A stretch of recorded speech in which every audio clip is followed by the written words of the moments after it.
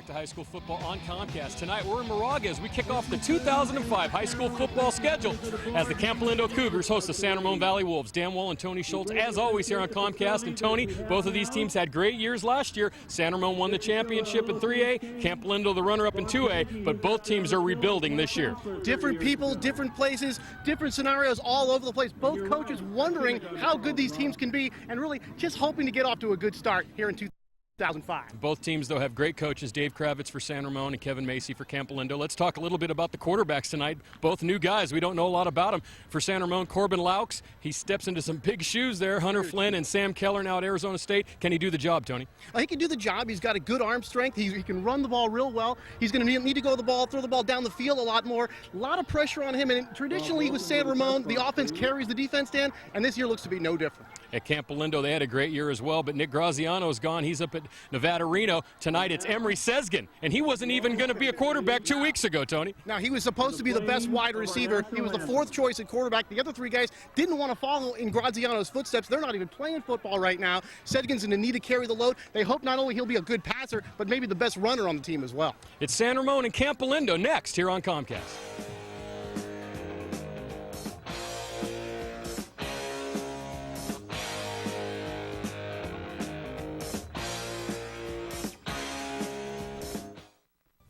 What is a coach? A teacher, a motivator, a leader, the person who sees your athletic potential and maximizes it, regardless of the sport. At Velocity Sports Performance, you train with a highly qualified coach every time you train. Your coach makes you work hard, but your coach makes you a better athlete. Train with a coach who knows. Velocity Sports Performance. Maximize your potential. We guarantee it. Affordable, professional, and convenient auto care has arrived. Auto Care 2000. Auto Care 2000 works on American and foreign autos with friendly professional mechanics that know your auto inside and out. Auto Care 2000 will even take your used oil and filter. Caring for our environment, that's Auto Care 2000, open 7 days a week. Auto Care 2000 at 3405 Clayton Road in Concord. Auto Care for the next century and beyond.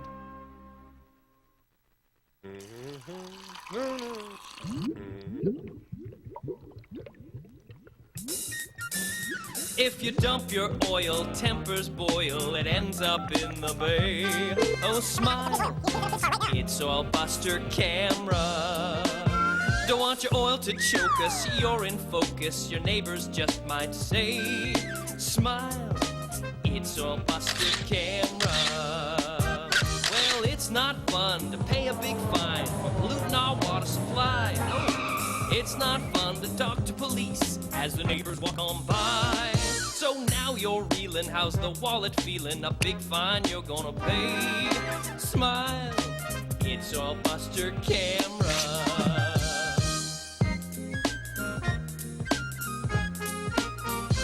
Smile, it's Oil Buster Camera.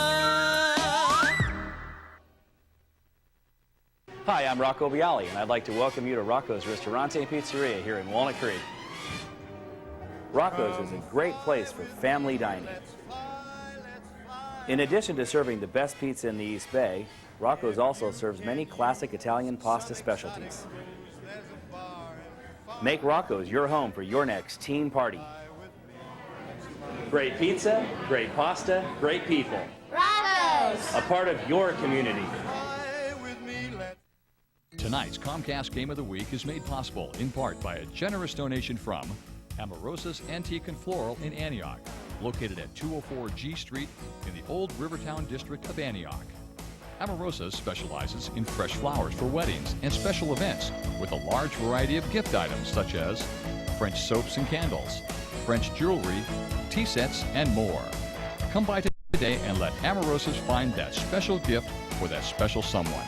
That's Amorosa's Antique and Floral in the historic Rivertown district of downtown Antioch.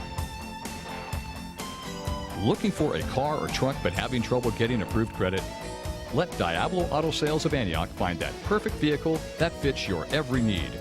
With great customer service, selection, and a qualified sales staff, Diablo Auto Sales of Antioch can make your next car a reality. Se habla español. That's Diablo Auto Sales of Antioch at 1006 West 10th Street in downtown Antioch. The dentistry offices of Jeffrey Hogue DDS. Jeffrey Hogue DDS and his staff has been serving East County for years with a personal commitment to their clients in uncompromising dental care with an atmosphere of comfort and experience. With state-of-the-art sterilization techniques and equipment, their staff of highly trained professionals will make your every visit one you'll look forward to in the future. That's Jeffrey Hogue DDS and staff at 5201 Deer Valley Road, Suite 3A in Antioch. There are two types of airsoft players, the well-equipped and the targets. GamePod Combat Airsoft provides one of the largest selections of airsoft inventory in the U.S. From beginners to advanced players, GamePod has it all.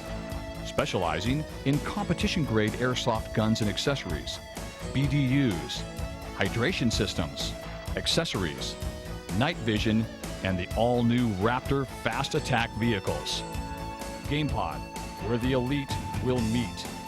Restore your carpet with Recovery Carpet Cleaning. It's the only way to clean your home, business, car, RV, or boat. Receive professional and dependable service with a brand new, state-of-the-art, truck-mounted system. This system will restore and clean your carpet and upholstery with a powerful dirt extraction system that you are sure to see and feel. Carpet and upholstery will be dry in hours, not days, and there won't be that chemical feeling after it's done.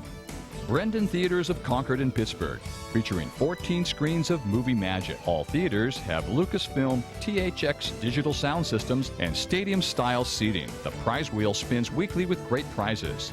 The Prize Patrol, promotional events, and other activities happen monthly with great giveaways and prizes. Check out the Brendan Theater website for more information and great savings ideas. Your favorite films in a great environment, all at Brendan Theaters of Concord and Pittsburgh. Enjoy the movie.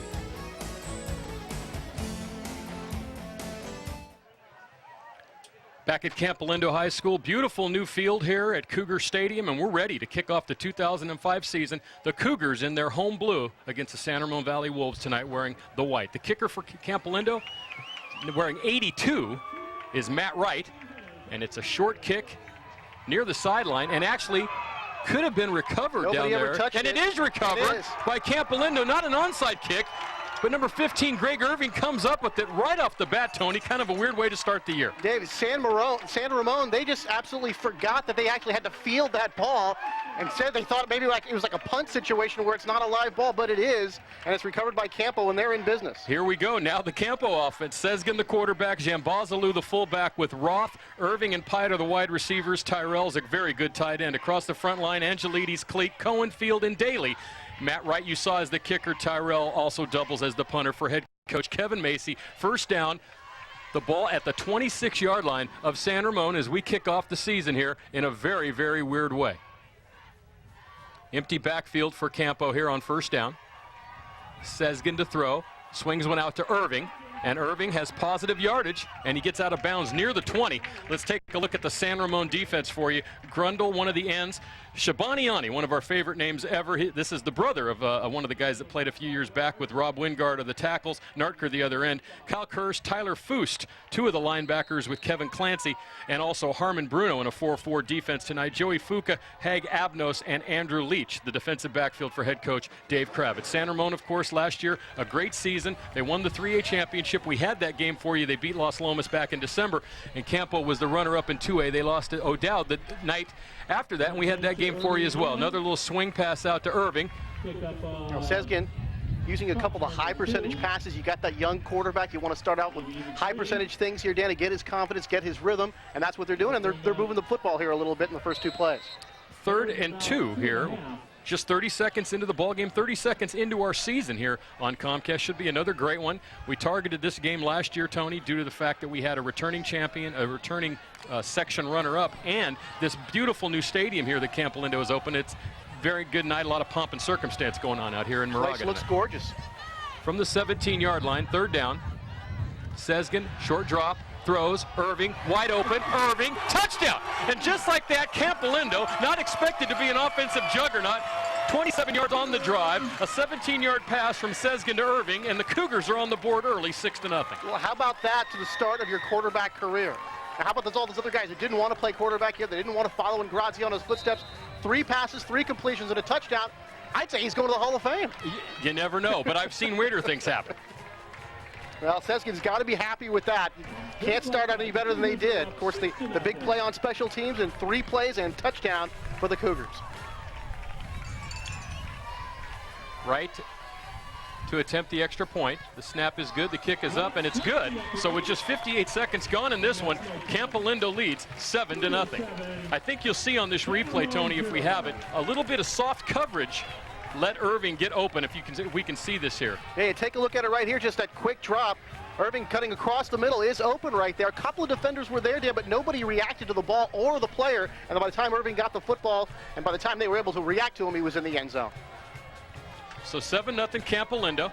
And of course, last year they were an offensive juggernaut, Tony, with Graziano and a lot of great players. We're going to talk about them throughout the game. Phil Galligan and Vandenberg, I mean, just a couple of, absolutely wonderful team they had last year on offense. Don't forget, folks, Hurricane Katrina, that terrible tragedy happening a couple of weeks ago.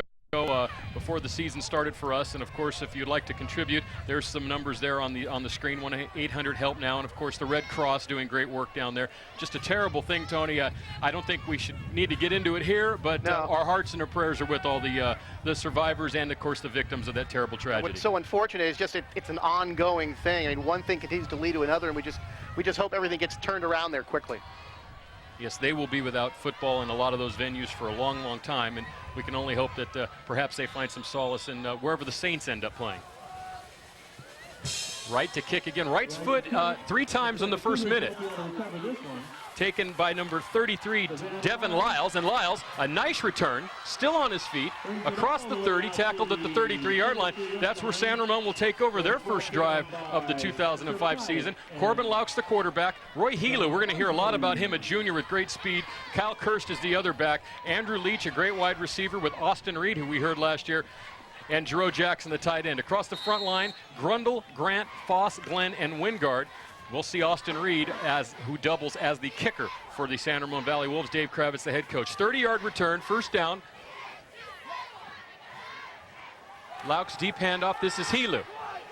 And he gets outside of the end, a nice cut, and is tackled near the 40-yard line. Good yardage on that first play. You saw Tyrell in there, who's going to be a very good defensive player for Campolindo. Phillips, Shively, Reams across the front line. Marino and Cushing are 2 of the linebackers, with Jambazalu, who's a force wherever he plays, along with Holm. Irving, Pyatt, Seskin. We saw Cava Tyrell on that first play up on the line. He's the strong safety. In the paper today, Coach Macy said he could play more positions than any player in the entire county. Yeah, a lot of the guys are going to be in a lot of different positions, so a lot of new players in new places here for the Campo defense. 2nd and 7, Helu again, and Helu straight ahead. Also has some good power that time, and he gains 5 and a first down out to the 45-yard line. San Ramon moving the ball. Now, last year, we talked about all the great players that Campolindo lost. San Ramon lost all their skill players. Flynn, Cabianca, Chris Carter, who's now at UC Davis. A lot of great players. We'll talk about them as well. Here's a look from the field. Nice job by the offensive line. Good push up front. And that's just a situation of pushing the pile for good yardage and a first down. Fresh set of downs here for the Wolves. You might remember Matt Garrett, Ryan Betancourt, and Andy Amack, all players. How about Chris Carter? What games he played when we had their games? He was absolutely a fantastic player. First back, this is Kirst, and Kirst is tackled for a yard loss. A good play that time. Number 37 for Campolindo got in there, Dan Phillips. Dan Phillips able to penetrate. Nice job that time by Campo from keeping the back from getting into the secondary and making the play actually for a loss that time. We saw San Ramon a couple of times last year, Tony, in the regular season against Deer Valley, a big win for them out there. Right. Deer Valley should be improved this year. Then the Monte Vista game where they kind of little stumbling block. They lost to Amador and San Ramon in, Monte Vista during the regular season. Of course, came back, though, to win the whole thing. Nice pass over the middle. This is Reed, and Reed has a first down across midfield out to the 44-yard line at Campolindo. Yeah, just kind of on the outside, lined up here on the near side of the field, cuts in, and then a nice pass that time, delivered right on time. He's also able to pick up the first down before Tyrell and company are able to come up and make the tackle, and another fresh set of downs here for the Wolves. It must say something about the coaching, because neither of these teams look like they've missed a beat. Well, so far, except for the opening kickoff special teams. San Ramon, the special teams a little iffy there, but special looking teams pretty good from the line of scrimmage anyway. From the 44, first down, deep handoff, Helu. And Helu following a block. Gains about 4. They'll bring up 2nd and 6 here with 9:32 to go. First quarter, opening night here in the East County for football. Although Ignacio Valley, who we're going to have next week against Clayton Valley, has already won 2 games. They started already? They had to start last week due to a situation with a couple canceled games. Beat Hercules big last week. Last night, though, a surprise, 42-16 over Alhambra, a very good team. Ignacio Valley, Clayton Valley, there you see it next week right here on Comcast. That could be for the BBL championship in week number 1 if you listen to all the prognosticators. It's like college football. If you lose that first couple of weeks, your season's done. Couple of fakes, Laux to throw, steps up, throws, has a receiver, it's Reed, touchdown! So just like that, in the first 3 minutes and 8 seconds of the ball game, we have 2 touchdowns. That time Laux with a couple of nice play action fakes has Reed breaking right down the middle, a 40-yard touchdown. And we're tied after if this extra point is good, Tony. Yeah, the defense looking for run that time, kind of waiting, no pressure on the quarterback, and then deep down the field, a wide open wide receiver. All of a sudden, Dan, we're getting some big plays from both these offenses. We were told that Reed would be the kicker, but it's Ryan Lucas who's actually out there to kick. And the kick is missed. Wide left, 7-6. Campolindo with the lead here with 3 minutes and 8 seconds to go. Let's take a look at the touchdown. Take a look at here, the 2-back set. They're Reed coming in motion from the far side. And then look at the blocking up front. Perfect time, perfect pocket to step up into. And the ball is really delivered well by Laux, right on the money. And there's Reed behind both defenders. And it looks like a pretty easy touchdown. Take another look. There's the fake that holds the linebackers and keeps the defensive backs up just a little bit, and that allows Reed to get behind the defense, and there's the TD. Nice camera work, guys, on that last replay. So we're 7-6 Campolindo with 8:52 to go. Don't forget the Comcast Game of the Week, only seen on your Comcast local origination channel. That must be a new term for this season. Don't forget all the great sponsors here. We'll be seeing them throughout the game. We'd like to thank them for participating in this season of football and all the things that we bring you here on Comcast. So we talked about a couple of teams, Dan, looking to rebuild, but so far we're getting a lot of exciting play, and the offenses don't look like they're having any problems at all. Reed to kick, and it's a squibber that rolls near the sideline. Campolindo, after the situation they had, they might not have the ball because they could not fall, and they don't. San Ramon has it. This is the nuttiest first 3 minutes I've seen in a game in a long time, Tony. It looked like one of the Cougars, I believe it was 82, and we've had a couple of changes. That could have been Will French, or it could have been Will French is wearing 81. That must have been the kicker, right? We've had some changes with jerseys because they lost a few during a theft, and that ball recovered, and it'll be a first down for San Ramon after the touchdown. Amorosa Antique and Floral, Diablo Auto Sales, Jeffrey Hogg, Doctor of Dentistry, GamePod Combat Airsoft. That's a new one this year. Antioch Opticians, Images of 3 Hair Salon, and Recovery Carpet Care. Thanks to all the great sponsors. I think it's actually Jeffrey Hogue is how you pronounce his name. We'll have to get an update from Dave, our spotter, on that one. First down after the recovery at the 25. Helu around the left side. Good yardage, still on his feet. First down, breaks another tackle, and is inside the 10. We'll have to wait for the spot, but it's near the 7-yard line. A gain of 18 and a first down for San Ramon after the big kickoff, which I can't really say these have been onside kicks, Tony. They've just been muff kicks. They're just pooch kicks, and actually sometimes they're just forgetting about what they're supposed to do. But take a look at Helu running wide to the short side of the field that time, able to break a couple of tackles, and then here further down the field, Terrell has to come up and finally make the stop. But a nice gain running to that short side of the field when usually the defense has an advantage over on that side. First down. Inside the 10, Helu, another big hole, and Helu down near the goal line. He's in for a touchdown. 2 plays, less than 40 seconds off of the clock, and San Ramon has their second touchdown on offense. They lead 12-7. And Tony, well, I'll tell you one thing. If this is the way this season's going to be, it ain't going to be boring. No, not boring at all. This has been very exciting. Three possessions, 3 touchdowns, a couple of missed kicks, and a lot to get excited about here in the first week. And what can you say also about that San Ramon offensive line? They're running over to that left side, and they're finding plenty of room over there. We'll have to get those numbers for you, but their line, Grundle, Grant, Foss, Glenn, and Wingard doing a great job so far. They had to basically rebuild their entire offense after last year. They'll go for 2 after the missed PAT on the first touchdown. This is Falk. And he rolls, Laux, and Laux is in for the two-point conversion on a nice roll out to the right side, and so they get the point back 14-7. What a way to do it. And Laux really didn't look like he wanted to pass at all, just running wide here, coming to the near side of the field. There he is. Looked like he wanted to throw for a second there, and then just simply outruns the defense. By the time the defender gets there, he's already in the end zone. He ran right by Tyrell on that side. Here's the touchdown, Tony. Here we go again, coming from an I formation this time. And look at that nice hole on that left side, Dan. Able to get right through there and then get several yards into the secondary before you encounter any defenders, and then you just use a lot of power, drag the defenders into the end zone for the score. Well, you can kind of see a lot of things there, Tony. You can see the speed, the power, and the vision of Helu, and Coach Kravitz thinks he's going to be a special player over the next 2 years, just a junior. We'll have to see, but you can see they have some young players on offense, but also a number of seniors. They did have some guys come back. Kirst is a returning All-League player, and he should be he was one of the top 20 players in the Times preview that came out yesterday. Yeah, it's just hard when you have good teams, Dan, and you have the seniors that leave. When you have good teams, obviously that means you're going to have holes to fill the next time because you got good pay people that have left and gone somewhere else.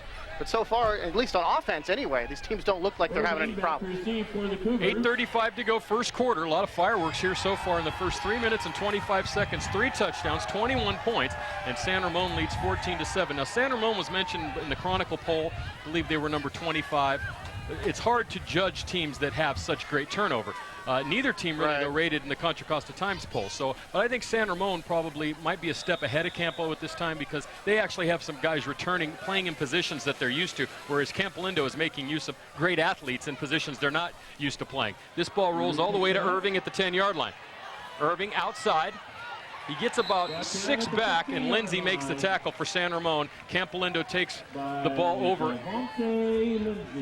at the 16-yard line with 8:29 to go, first quarter. Tony, let's talk about this, our great sponsors first, and then we'll talk a little bit about this great new stadium built here at the Campolindo. Rocco's Restaurant and Pizzeria in Walnut Creek.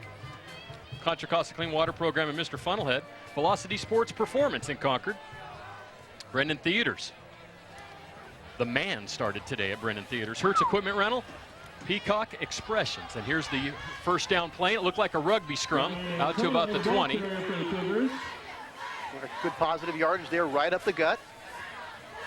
That was Antono. Yeah, talking about guys playing out of position. He was a nose tackle, if I'm not mistaken, last year on defense. And this year he may be asked to carry the load offensively in terms of the running back spot. But they're going to go with a lot of different people in that position this year, Dan, and they're just going to see who gives us the best chance to win week in and week out, who plays the best. That's who's going to get the most carries. Gain of 4, 2nd and 6 here. Yeah, Coach Macy was a little bit worried about the running back situation. Didn't sound too worried about Sesgen. And here's Sesgen to throw. He throws for Irving, and that's been the Campolindo offense so far. And Irving has a first down across the 20 out to the 23-yard line. The tackle made by number 84, Andrew Leach, a first down for Campolindo. And Sesgen 4 for 4 with a touchdown. All of them going out to Irving. You take a look at it here. And again, Dan, throwing a lot of these shorter passes, high percentage. Sooner or later, San Ramon's going to have to adjust to that and make the ball go farther down the field. Sesgen, we're not sure about the arm strength, Dan. Sooner or later, San Ramon's going to have to make him prove that he can throw the ball deep down the field. 4 for 4 for 40 yards for Sesgen here in his first varsity start. Playing in replacement of the great Nick Graziano, who had one of the great seasons in high school history here in the Bay Area. Here's a handoff. This is a new back in the ball game. Number 45, Mac Burney, the carrier. Nartker made the tackle after a short gain. Yeah, Nartker coming up to the line of scrimmage, able to make the tackle. You see Mac Burney, who got that last carry, going to be one of the many to carry the football. You take a look at it here. And there's the defense reacting very well and making the stop. Here's a few other names you may remember. You mentioned Mike Vandenberg now at New Mexico. Phil Galligan at Dartmouth and Alex Bro at Harvard. So not only can they play football here, but they can think. Yeah, just a bit. 2nd and 8. Who you calling a dumb jock, huh? Not here. Sesgen, deep drop, looking, throwing down the middle, has Irving, and Irving has it. Irving in the open, he's at the 20, he's at the 10, touchdown Campolindo. Tony, you said they're going to have to throw long eventually. They just did. What a play. 67 yards and the touchdown. And early in his career, Emery Sesgen is 5 for 5 for 107 yards and 2 touchdowns, and Greg Irving's caught all 5 passes. I don't even think Joe Montana started out that well. I mean, this guy is absolutely great. Like we were talking about, hey, San Ramon's going to have to play up a little bit and make him prove he can throw the ball long. Well, he just proved it. So back to the drawing board for the Wolves. Wow, what a game so far. This one could be very memorable as we head down in the stretch here. The extra point is good. 14-14. We haven't even played half of the first quarter, and we've had some great plays so far out of guys that we're just finding out about, Tony. Just finding out about, but so far they're telling us a lot about this quarterback and wide receiver tandem. I mean, Nick Graziano and Phil Galligan, who are those guys?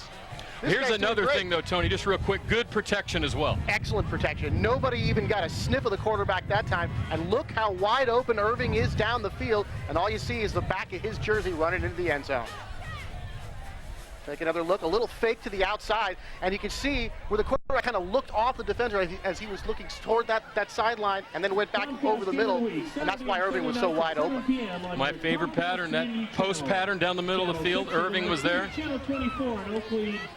Here's another look, field level. Good camera work again, guys. And just plenty of time to throw, and a wide open receiver. A quarterback can't ask for anything more. Kevin Macy I can't believe he doesn't get a look from some college or pro team. He's turned a linebacker into one of the greatest quarterbacks ever, and now a guy that was a wide receiver a few weeks ago looks like you mentioned, Joe Montana out here in his first start. 14-14, taken by Clancy at the 20-yard line. Clancy still on his feet. Nice return. Takes a couple of Cougars to bring him down at the 34. 14-yard return. San Ramon takes over. And how long will it be before the next touchdown is scored? Lito's Barbershop on 6th Street. Thanks for helping out with the sponsorship here this year, guys. Pantel's Music Box is always one of the great sponsors here on Comcast. Say hi to the Pantel brothers down there. Queen Bee's Quilt Shop. Thanks to them. And Go Cycles, of course, a returning sponsor from last year for all your cycle accessory needs. Thanks for the help. First down. Dave Jackson's going to have to get another score sheet going the way this one's going. Quick pass. This is Reed. And Reed has big yardage. He's still on his feet. He's crossed midfield and tackled at the 41-yard line. Another huge gain, Tony. Dave needs a calculator to get this whole thing together. And Terrell had to come all the way across the field to make that play after the big gain. And you saw the moves out there, but there are flags on the field here. That'll be wiped out by a procedure penalty. You can see our officials tonight. That's Rich Rose, the referee, Gene Vigil, Mike MacArthur, Don Hubbard, and Aaron Freeman out here tonight, a 5-man crew. But procedure on that wipes out a 25-yard gain to Austin Reed. Yeah, Reed, though, nonetheless, take a listen to the call. On the offense, that'll be 5 yards to the previous spot. Repeat first down. Reed, nonetheless, a great catch and run. Broke a couple of tackles to get down the field as we look at Kevin Macy. And here's another look at that. Tough to see where the penalty came in there. But look, just a quick pass. There you see the flags flying. One tackle missed. There's another broken tackle there. And here's Reed running right into your living room. And finally, there's Terrell to bang him down. But that's all wiped out because of the flag. Ball moved back to the 29-yard line of the Wolves. First down. Handoff. This is Kirst, and Kirst gets back that 5. It'll be 2nd and 10 with 5:28 to go first quarter. Tony, while we have a chance, beautiful new stadium here. All the schools in this district have them. Miramani and Acalanes got theirs first this year. Tonight we're here at Campolindo, and 3 weeks from tonight we'll be at Las Lomas for a big rivalry game, Northgate versus Las Lomas, and see their new stadium for the first time, which is magnificent as well. So many of these places around East County, I mean, they're not just fields, you know, with some bleachers. They're like little stadiums here. You go out into the field end, they got the field turf, a nice little give for the footing out there. Absolutely gorgeous. And this one really was an improvement over the old one. It was an older stadium. This is Laux, and he's going to have to run it. He's knocked out of bounds at the 41-yard line. He got about, I'm going to call it 6, and it's going to bring up 3rd and 4. Laux did a pretty good job here. Initially, the coverage is pretty good. Now he's not going to have to scramble here, try to get away from the defense. And a little bit of a fake like he was going to throw, and then finally pushed out of bounds. But making something out of nothing there with his legs. You can see Irving is playing both ways. And want to thank Mrs. Irving. She's the team mom at Campolindo for some great notes.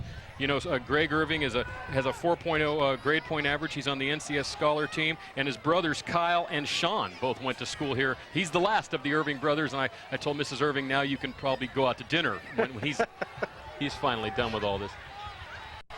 First down is Curse, blast straight ahead for about 9, right at midfield. And San Ramon moving the chains here with 4:14 to go, first quarter. Good running by Kyle Curse, the senior. Banging off a couple defenders. Here's just a simple handoff. Going to go right up the middle. Find some good room. Again, the offensive line doing a nice job. Nobody able to cross the line of scrimmage and make him change his direction that time. And a nice play there for San Ramon to overcome that penalty on first down and get a new set of downs here. That's the 6th first down here in the first quarter for San Ramon. Last year on opening night at San Ramon, the Wolves beat Campo 41-14. That was the only loss in the regular season until the championship game for the Cougars. Laux throws out into the flat. It was intended for number 28, David Betty, and it falls incomplete. He was a little off balance as the throw came in, and it'll bring up second down. Now, Brendan Cleek, after the fake, he's not buying any of this. He really put some pressure on. And then you look at the pass, the receiver had to turn around a little bit to try to get that ball, wasn't able to hold on to the football, but credit that to some good pressure on the passer. 3:33 left. That's the first incomplete pass of the game. A wild first quarter, very entertaining. As we mentioned, San Ramon beat Los Lomas last year down at Foothill High School on a Friday night. We brought you that game, and then of course on Saturday it was Bishop O'Dowd beating Campolindo. Right? We had that game as well. So both these teams well coached. They will, despite the rebuilding, they'll undoubtedly be back. This is Leach, and Leach has a gain of about 15 and another first down for San Ramon. They really like Andrew Leach, a senior. Coach Kravitz called him a big-time stud receiver when I talked to him on the phone this week, and you can see right there, he's going to be a load. There's Leach on the far side of the field, just going to go down a few yards, step, come into the field, back in toward the middle of the field a little bit. Short drop, quick pass, and a big gain, another first down for San Ramon. At the 34-yard line, first down, 2:53 to go. We're tied at 14 here on opening night. That's Betty. Pick up of about 3. And if you ask me where Wilma is, I'm not going to tell you. Wasn't even thinking about it. Okay, just checking. Betty is straight ahead for about 5. Betty, a nice gain on first down there. We'll pick up a few yards. And right now, Danny, it looks like both defensive lines are being dominated by their counterparts up front. That's a good point. 2nd and 6. Laux to throw, down the sideline, Leach, and it's intercepted by Sezgin. What a play by Emery Sezgin.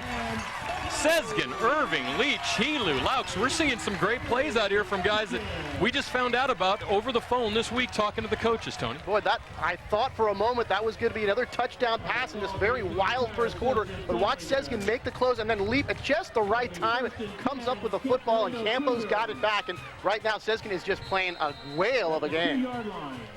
Take another look at it here. They got double coverage down the field. And the pass really is not thrown short. It's really on target. Just good coverage there by Sezgin, and he comes up with the interception. 1:52 to go, first quarter, 14-14. Campo takes over inside their 5. The handoff to Antono, and he blasts ahead for about 4. Antono with the carry. The bottom of that pile is number 47, Ryan Barnes for San Ramon. There's a good look at Brian Antono, number 6. And so to me, that's a big play because we're kind of even. San Ramon was taking a big chunk off the clock and a big chunk of yardage down the field, Tony, and Sezgin makes a good play here. If they can just run this out, get to the second quarter tied, I think Campolindo's got to feel pretty good about themselves. I think they got to feel great about themselves. The offense is playing great. The special teams came up with a play. They gave one back, but now the defense actually came up with a play there to take one away and to take a good scoring opportunity away from San Ramon.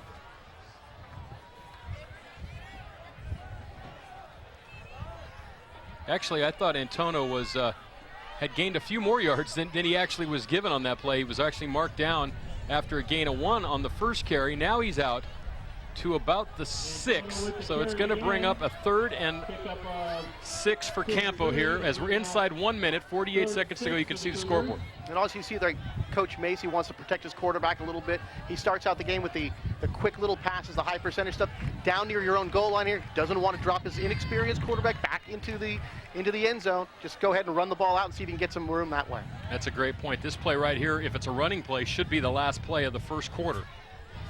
San Ramon, though, even with that interception, could end up with some great field position out of this whole situation, depending on what happens on this play. 3rd and 6, empty backfield.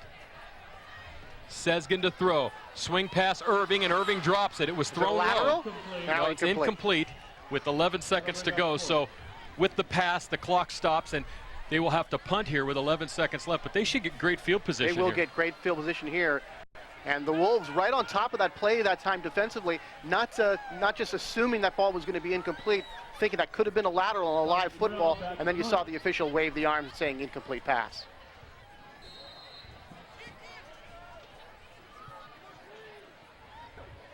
Devin Lyles back to San Ramon.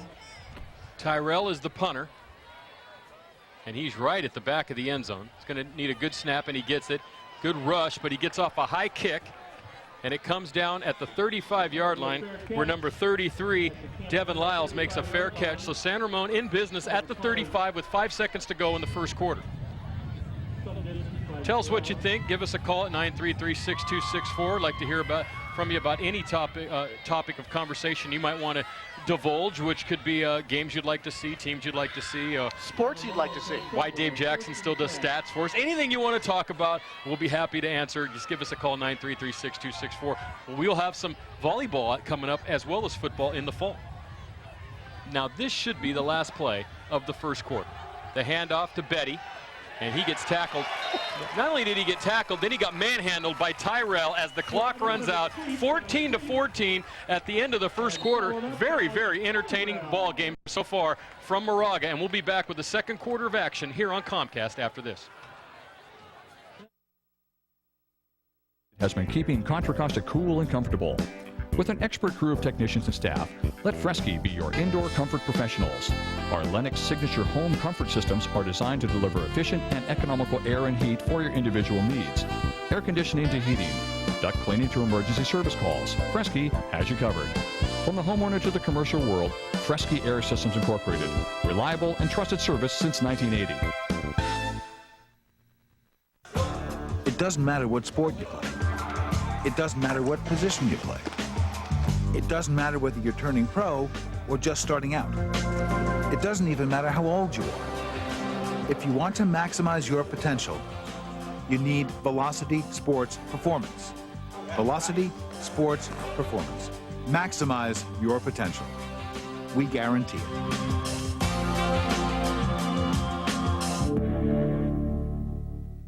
Quality fine art, collectibles, and framing. Peacock Expressions Gallery of Antioch has it all. A wide variety of custom framing to fit everyone's needs. A certified showcase gallery with unique art from Thomas Kincaid, Lenox Classics, Franz, Thomas Blackshear, Armani, Bradford Exchange, and more. From original art to posters, worldwide, national, and quality local art, where quality does not have to break the bank. Find that special gift for that special someone. Back at Campolindo High School, second quarter about to begin. It's Campolindo 14, San Ramon 14. Dan Wald, Tony Schultz, Matt Bolender, and our great crew here from Moraga. And in the first quarter, Irving 2 touchdown catches for Campolindo from Sezgin. Helu had a touchdown, and of course Austin Reed, the long touchdown pass from Laux as we get ready to play here in the second quarter. San Ramon, good field position, although they did lose a little bit on that first down play. It's 2nd and 13 here as we start. And tied at 14. Handoff on a reverse. This is Leach. Leach makes a nice cut up the middle, right through the heart of the Campolindo defense, and he gets about 10. It's going to bring up a 3rd and 5. Yeah, a little reverse coming to the near side here for Leach. Saw that there was nothing going on outside, able to cut it back inside and pick up a nice play. Here he is coming in motion, gets the football, tries to go wide. There's Sezgin there to turn him back inside, but then there was no help from his friends back up the middle. And San Ramon's able to make a nice play out of it. San Ramon coaching staff led by Dave Kravitz in his 14th year. Steve Wallace, Mike Nelson, Mark Kessler, Lee Becker, and Matt Johns. A Coach Kravitz, a great guy to talk to, very accommodating. Both these guys are. Coach Macy, of course. Very much so. Great coach in his 10th year, and we'll talk about his coaching staff when we have a chance. Laux to throw, third down, over the middle. Oh, Leach, a great catch, and Tyrell nearly beheaded him.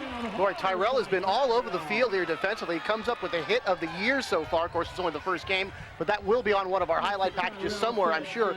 Take another look at it here. And this is the kind of the ones that make you hear footsteps after a while. Boy, you can see the head jerk forward like that and jerk back. That is a big-time hit put on by Terrell that time. And boy, there you see it over and over again. And Leach really hit the ground hard, but able to hold on to the football anyway. Hard to believe a guy 6'3", 220, that should be a defensive end, is playing safety. But that's Kevin Macy for you. He finds guys and puts them into places where they can help him win. Handoff. Now, Helu must be hurt because he is not playing. That is cursed for about 4. Let's take a look at the sideline over there. I do see Helu over there. He is being attended to, so Helu must have got hurt in the first quarter. That could be a big blow for San Ramon. Could be. Kyle Kurtz can run the football as well. 3-year starter, really their mainstay at linebacker. Now being asked to fill in here at running back as well. You know, Tony, and this, their league, San Ramon plays in a league with some powerhouses. Monte Vista, Foothill, Amador, and now California, everyone's talking about, might have their best team ever. They open tonight as well, so we'll have to wait and see. Here's a pass over the middle, in and out of the hands of the tight end. That's number 88, the first attempt for Jerome Jackson, and it's incomplete. It's going to bring up a 3rd and 7 here with 10-11 to go in the first half. Pass thrown just a little bit high. Phillips came up the middle, number 37, and he's going to force this pass high, and that's the reason for the incomplete. There he is. Pass just a little bit high, and there you see unable to hold on to it as the ball hits the turf. I never liked the gloves. You know, to me, I don't know, I guess maybe the pros are used to it as much as they play, but I always like to feel the ball. If it's cold out, I can understand, but if it's warm, I never understood why they wanted to use them. 3rd and 7. Laux, 2 fakes, again over the middle for Jackson. It's incomplete. Coverage that time by Tyrell and Seskin. It's going to bring up a 4th down and a possible field goal here. I guess it kind of depends on your kicker and what kind of confidence you have in them. Take another look at it here. Little play action fake. Has time, and really an open wide receiver, and that time he just missed him. Open right in the middle of the field. And that was, I think, maybe our first bad pass of the evening here.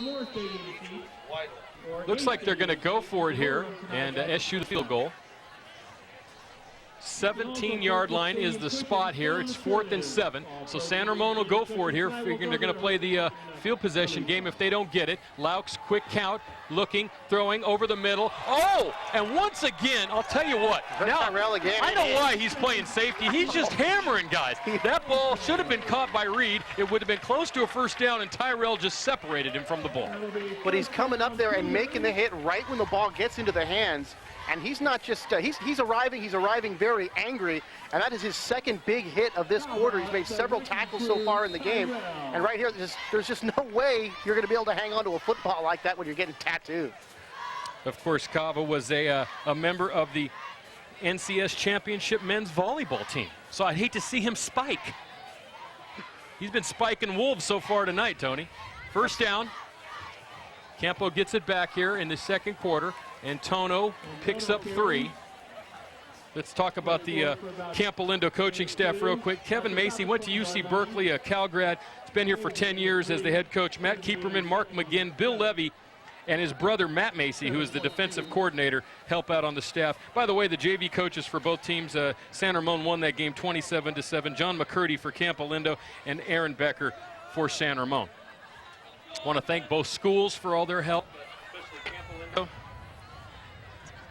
especially Campolindo for the opening night here and the ceremonies, the ribbon cutting, opening the new stadium.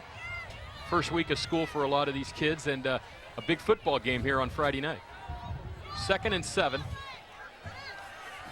Seskin throws. His favorite receiver is Irving, and Irving picks up about 3. It's going to bring up a 3rd down here as we get close to the 9-minute mark of the 2nd quarter. And we're tied at 14. Things kind of settled down a little now, Tony. Quick pass here. Again, they're doing this a lot. And here comes Austin Hall up there to make the tackle. Nice job there, not letting Irving get away for that big gain. And I think right now San Ramon's getting a little tired of Irving running down the field. I think the strategy has to be that you're going to have to play up close with these wide receivers. And even though Campo was able to go down the field in that one play, you still got to make them prove that they can do it at least more than once. 3rd and 3, and a timeout on the field. Flag on the play. And I think it's actually a delay of game coming from the back judge with 8:30 to go. So Campo takes too much time, and it's going to bring up a 3rd and 8. And as we talk about our additional sponsors, Keith White and Brent Anani, Doctors of Dentistry, Roger Fernando, State Farm Insurance, 19th Hole Casino and Lounge, Randy's Carpet Care, the New Mecca Cafe, Bridgehead Self Storage, and Rock Bottom Records. Thanks to all of our great sponsors on Comcast. Obvious passing down here. Sezgin in trouble, and he is mauled back at the 5-yard line. A great play that time by number 65, Sheldon Grundle, and that's going to bring up a 4th down punting situation from deep inside Cougar territory. Now Sheldon Grundle, probably their best pass rusher, a guy that may not need to be double teamed more often, but if you single block him most of the night, he's going to get some pressure, and he got some pressure big time on that play. Loss of 11. Don't forget to purchase your copy of this game. You can buy either a tape or a DVD, shipping courtesy of UPS included. 933-6264. Sam Ramon should get pretty good field position again. Tyrell, who's been very busy on offense, defense, and as the punter. Short kick this time.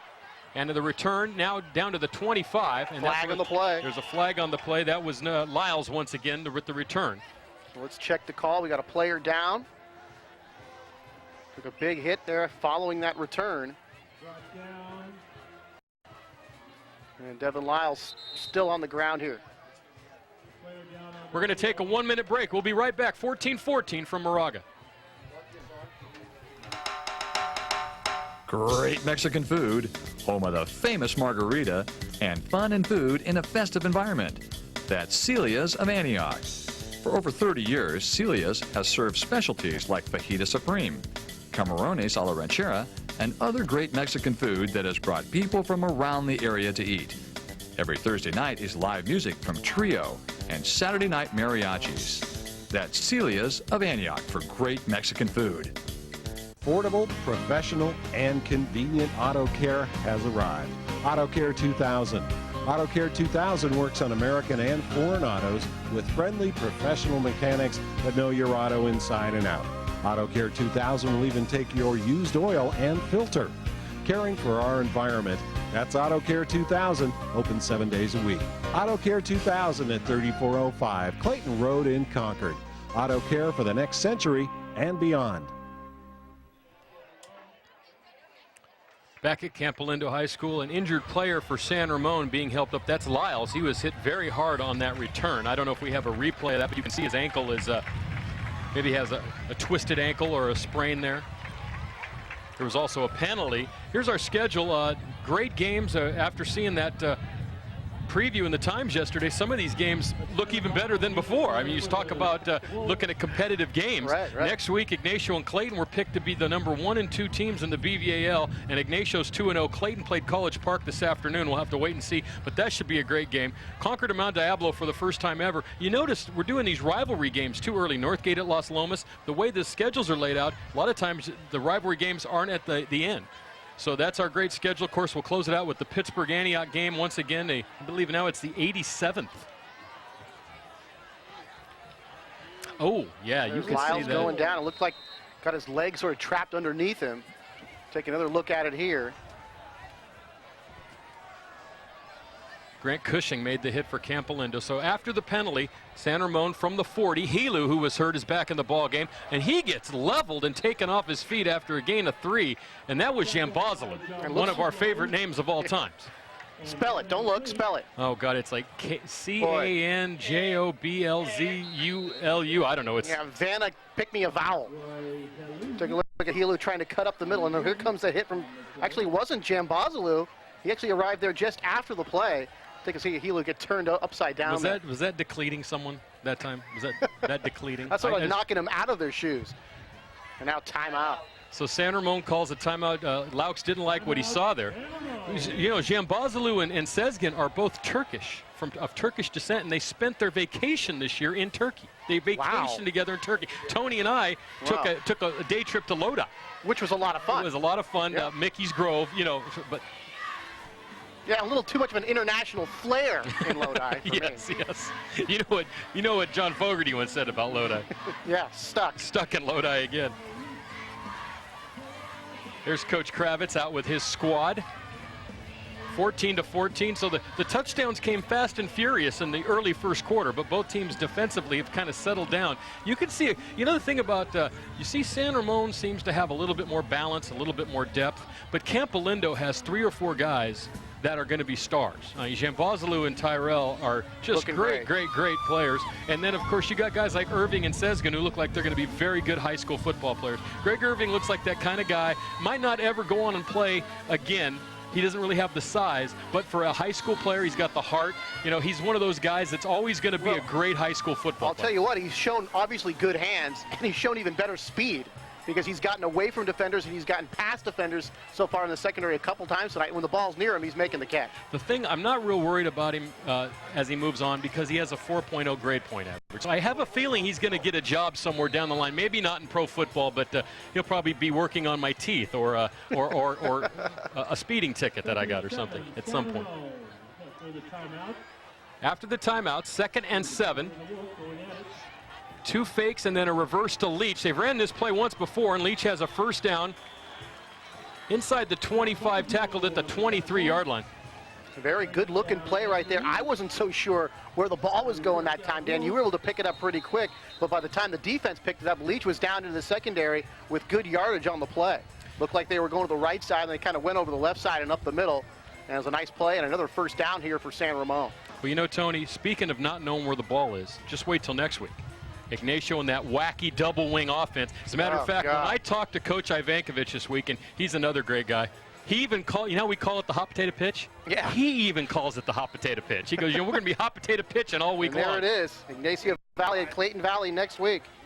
You can catch it Saturday and Sunday night here on Comcast starting at 7 p.m. But we'll see a lot of running the ball and a lot of hidden ball trick. And who knows where the football's going next week. And Clayton has a lot of big linemen and great speed. So that should be a fun game from Clayton Valley. Have it for you next week here on Comcast. Back to tonight's game. First down. Helu inside handoff. Right up the middle. Has a blocker. Helu makes a cut. And he's down at the 2-yard line. That time you could see once again, Helu has everything you want in a back. Speed, power, and vision. And he ran behind a blocker but made a couple of nice cuts to get out into the open field. Gain of 21. And take a look at the offensive line again, Dan. There's a big hole right up the middle. Helu's able to exploit it and really get a full head of steam as he hits the secondary, and that way he's able to break tackles or make a couple of guys miss because he's got that big head of steam. And when you're a running back, Dan, and you get to that line of scrimmage and you don't have to guess where you're going, the hole's right there, you can't ask for anything more than that. 21-yard gain, first down from the 2. Handoff. This is Kirst, and Kirst, he got met by a number of the big players there. I saw Jean-Bozalou in that pile.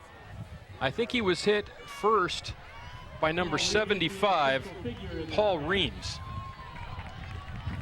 Take a look at it here. Cursor trying to go over that left side again. He makes a nice turn in. And there's a nice tackle and just a bear hug right there and some help from his friends. Able to drag him down short of maybe goal line. A nice play by Reams. 2nd and goal from the 1. Handoff Kirst, and Kirst is in for the touchdown. A 1-yard run. And so after about 13 minutes without a score, after all those early touchdowns, San Ramon back on the board and back out on front now. They lead 20-14. And you can directly attribute that touchdown to San Ramon's defense, making Campo punt from deep in their own end, forcing that punt, getting the good field position, and taking it in the end zone. The offense completes the series there for the Wolves. Reed on for the extra point. The kick is up and it's good with 5:30 to go, second quarter. 21-14 San Ramon. Let's take a look at the touchdown. Take a look here in that short yardage. Handoff right up the middle. Blocking kind of just a stalemate up there. And then you're looking for power from your running back to just pour it over the line. San Ramon able to hit pay dirt here, working on the short field, and it results here in a 1-yard TD run. This is the play before, getting the ball down to the goal line, the play by Reams. And they follow that up with a 1-yard touchdown plunge.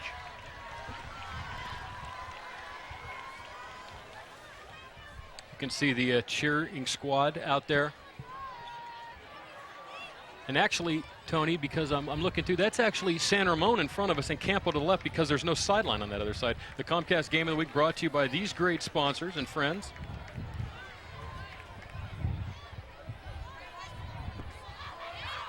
Rocco's Ristorani and Pizzeria in Walnut Creek. Thanks for tonight's crew meal, guys. Velocity Sports Performance in Concord.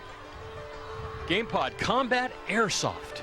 That's a new one for us. Diablo Auto Sales of Antioch. Amorosa Antique and Floral.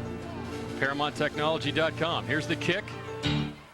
Another line drive, and it goes with the wind blowing now through the end zone. So Campo will take over at the 20 with 5:30 to go here in the second quarter. I was mentioning we saw the San Ramon cheerleaders. They're on the same side as the Campolindo players, and the Campolindo cheerleaders to our right, because there's no stands on the far side of the field here. All the stands are on the near side where we're located in the brand new press box.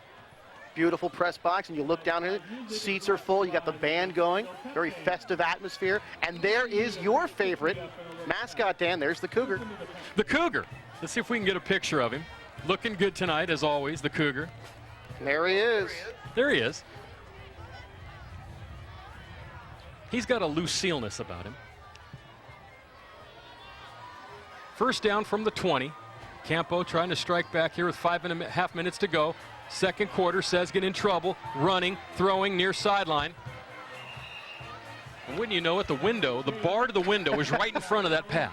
Well, he was looking for Terrell down the field here near the near side of the field, but Kevin Clancy, number 31, had good coverage that time and a wise move just to throw the ball out of bounds. Only the second incompletion tonight for Sesgen, and both times due to, and also the one sack, due to great pressure by the San Ramon defensive line. So the defensive lines that, like I said earlier, had been being dominated by the offensive lines, now they're actually starting to make some plays here as the game moves along. Emery Sesgen's stepdad is the coach of Alameda High's football team, Kevin Hennessy. Fact for you, courtesy of Mrs. Irving, the team mom. She does a great job for me. She always comes up with these great facts. Remember the one about Graziano where he was like an Eagle Scout? He got up to go to tutor his class. He went to Bible study in the morning, practiced, refereed, and I think he cut the neighbor's lawn at 8 o'clock at night, too. I mean, what a kid that guy was. Purchase your copy of this game, shipping courtesy, UPS included. Call 933-6264. You can get it either in DVD or videotape. We'll give you a nice, pretty label for your DVD. That's right. You can watch this. I'm sure Nick Graziano has a copy or two of some of the games he played here. He's at Nevada Reno. As a matter of fact, in a few weeks, I'm going to go up there on a Saturday and see Nevada Reno play Idaho, and hopefully maybe I can run into Nick and take him out for a milkshake after the ball game. Because he's not old enough for anything but a milkshake right now. See, I did. Thanks for saving me, Tony.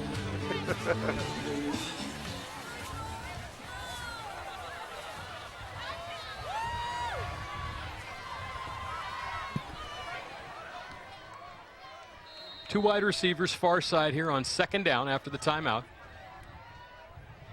And Sesgen's changing the play at the line of scrimmage again.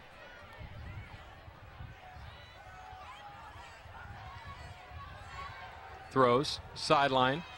It was intended for Tyrell and incomplete, so it's going to bring up a third down. So you can kind of see now, maybe early on San Ramon was kind of finding their way on defense, but it seems like their defense has caught up to Campo's offense here as opposed to the other way around. Caught up a little bit, but Terrell was open there. Would have had a few yards on the play. Supposing he couldn't have broken a tackle, couldn't hold on to that one. But obviously the defense is starting to play a little bit better as we look at the San Ramon sideline.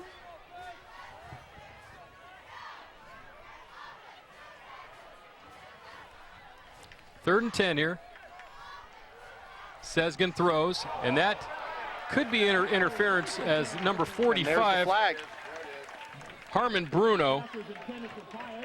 Yeah, all sorts of contact before the ball got there. Took out Spencer Pyatt, and that's going to be a first down. Yeah, so unless the offensive player pushed off first, that's always going to go against the defense, and I'm sure it will here. Fifth first down, first by penalty, and here's a look at it. Take a look at it here. Throw that, and there's the collision. A couple of bodies going down, and ball nearly intercepted, but penalty against the defense as they march it off against San Ramon. I was watching Australian rules football last night. Now, that might be illegal in Australian rules Perfectly football. Legal. The Adelaide Crows, by the way, you actually have to punch the guy in the face to make it legal. But, yes. They still haven't moved the chains yet and set the chains there on the far side of the field. They're doing that now. First down at the 35. By the way, here's a note for you. Dan Phillips and Zach Cohen, they play for Campolindo. They have a band called Uber Who. not to be confused with Pete Townsend and Roger Daltrey's band, The Who, and they're playing at the Lafayette Art and Wine Festival this weekend. There you go.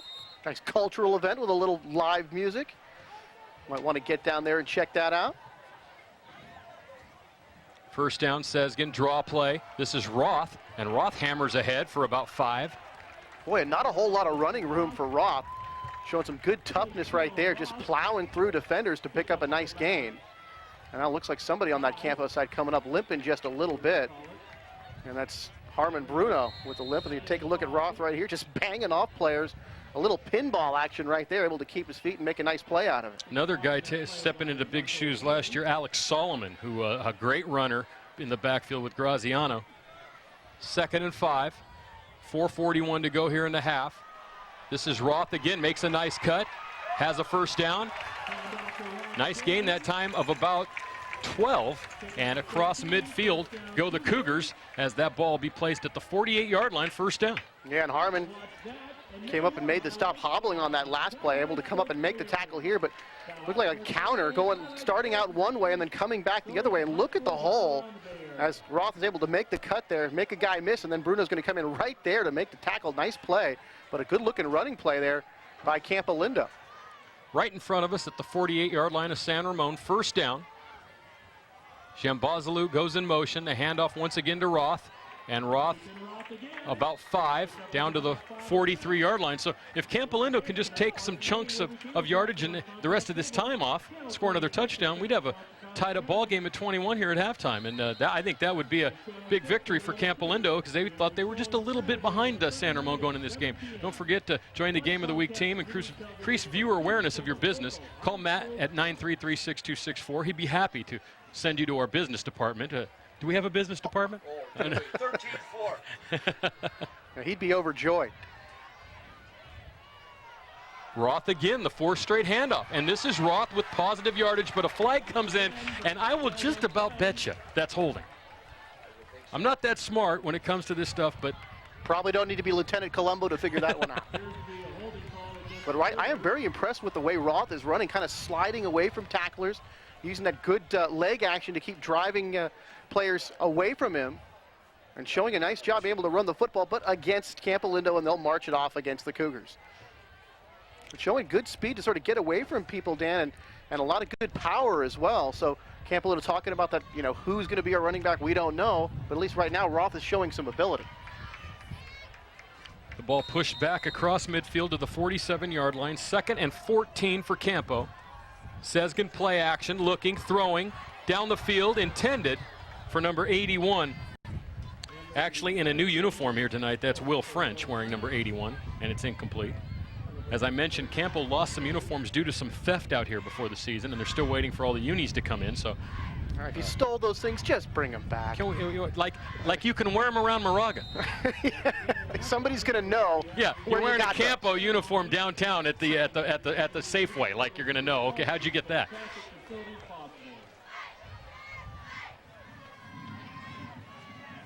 Third and long here for Campo. They looked like they had a pretty promising drive going here now with 3:29 to go in the first half.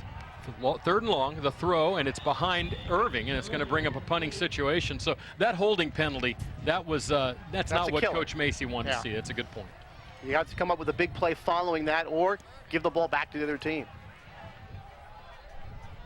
So Tyrell will come on to punt, and San Ramon's going to get the ball back with plenty of time the way their offense operates. 3:26 to go.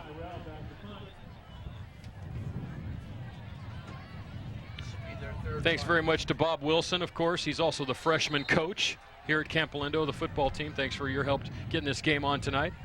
3rd punt here for Campo. Low snap. Oh, and almost blocked.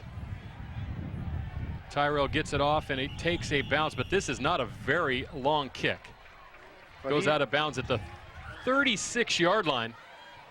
He had no choice but to 20-yard punt that time. He had no choice but to pop it up because the pressure on it. So first it's low. He's got to field it like a shortstop, and the pressure is coming on. He's really has to pop this one up just to get it away from the defense, or that would have been a block punt right there. I think it actually could have been going the other way. Partially blocked by the defender from San Ramon. We didn't get a number on that one. First down here from the 36. San Ramon ahead by a touchdown here as we head towards halftime. Hand off to Helu, and He's got Kirst out in front of him. He reverses his field. And this is gonna depend on blocking and speed here. Gets outside of Pyatt. And after all that running, which probably encompassed about 35 yards, he gained 6. But he still made something out of nothing. He was trying to go to the far side of the field, Dan. Nothing was there, and then he's going to give his blockers another chance by reversing his field. Kind of look like Marcus Allen in that Super Bowl a long time ago, except he didn't go all the way for a touchdown. But take a look, give his blockers a second chance. But then there's Campolindo doing a nice job to just sort of string that play out, and Spencer Pyatt able to hold that side and make sure he didn't get around the corner. Wonder what Laux was thinking when he saw the field reverse and all the big linemen running right at him that he had to block. Here's a pass. Bounced off a defender. It's picked off. Off the back of the tight end, Jackson. Sezgin again. Second interception of the night.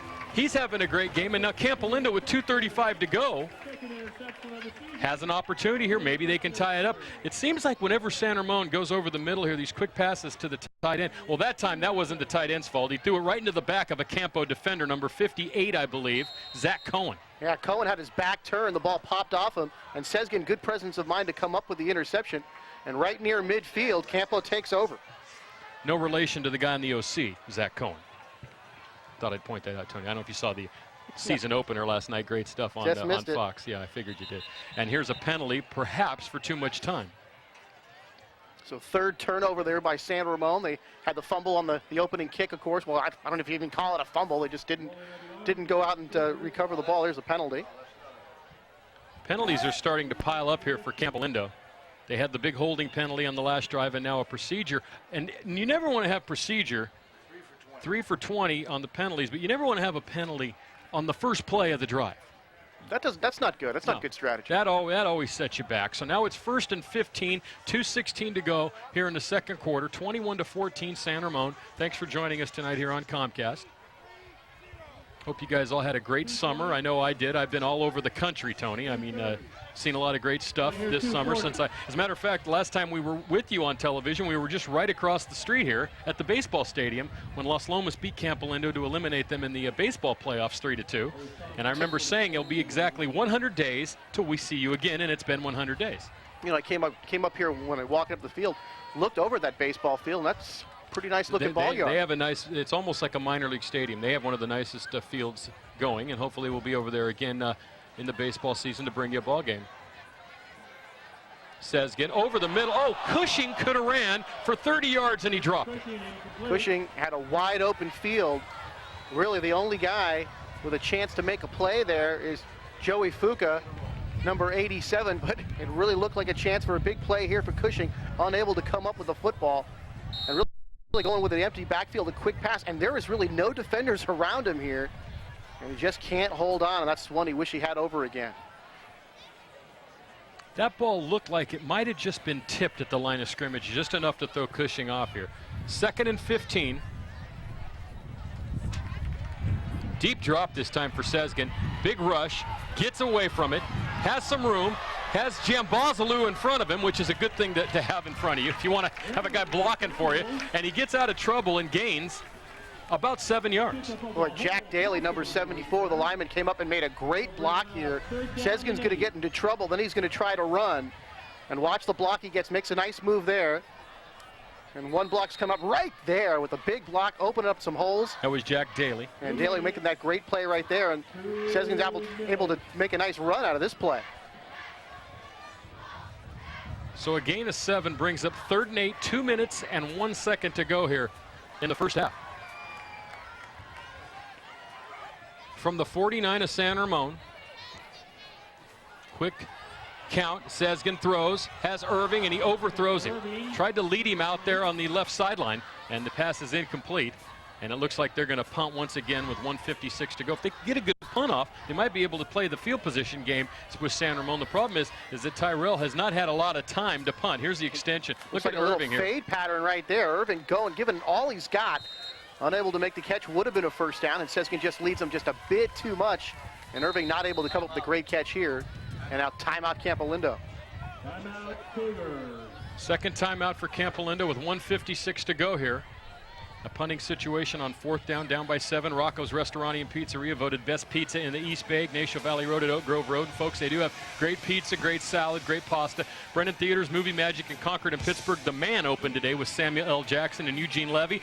But I saw the 40-year-old virgin. I know, that's no cracks about that, but that's a funny movie. But don't take the kids. You got to stick to the adults on that one. But that's a funny movie. Also, Four Brothers. Take the kids to see the Penguins.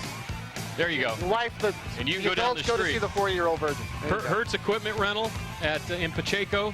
We'll have them, I believe, next week at Clayton Valley. We'll have the scissor lift back for a end zone shot. Thanks to them for helping us out. And Peacock Expressions Gallery, corner of 3rd and G Streets in Antioch. Thanks a lot, Karen, for helping us out this year. We appreciate all of our sponsors. Couldn't do it without you here as we try to bring you a quality game every week here in East Contra Costa County on Comcast. Back to live action. 4th and 8. This would not be the worst place in the world ever for a fake, but they go ahead and kick it. That time, Tyrell gets off a good kick, a booming kick. Lindsey fumbles it. It's on the ground inside the 5. And Campo's down there to cover it. And Cushing, now that's not going to be a safety because he was initially hit, although they could rule a fumble. Now forward progress is going to have him stop at about the 3-yard line. Yeah, the ref is going to stop him at the 3. He did lose the handle on it in the end zone, but the play was already blown dead. No replays here in high school football. But now the field position game is in Campo's favor here with 1:39 to go. Only one timeout, though, Tony. But Terrell, just a great punt.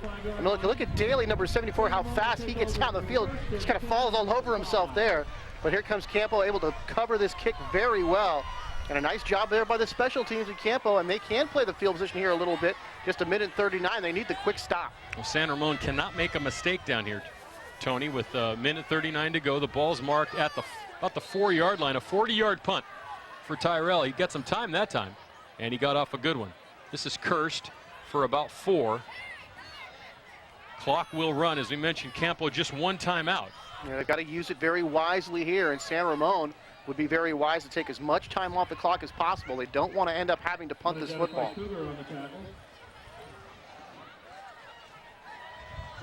One of the problems with high school football is you never can play the time clock because there isn't one. You have to play it in your head.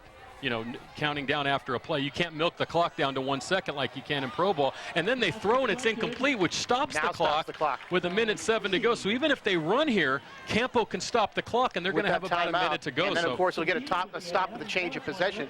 So Campo really in business. Really a gamble here by San Ramon throwing the football. You got to have a completion here, and they nearly get the ball intercepted.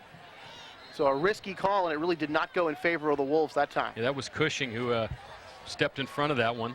That would have been a huge interception, giving them possession down inside the 20. You talk about Cushing, he's missing an ACL, and he's still able to move the way he is, and it's just quite amazing. No ACL in one of those knees, and yet he's still playing football. Handoff into the line. Now they'll use their timeout. Campo will stop the clock here. 1:01 to go. That was Helu, no gain, so it's going to bring up a 4th and about 6 with a minute and 1 second to go. Football. And I believe the wind is blowing into the San Ramon right now, the way that last punt traveled. This is their first punt of the ball game. Take a look at the wind. See the flag. Can't really tell. Not too much wind right here. Well, it sounds worse than it is. Sounds like the wind's blowing a lot harder than it actually is.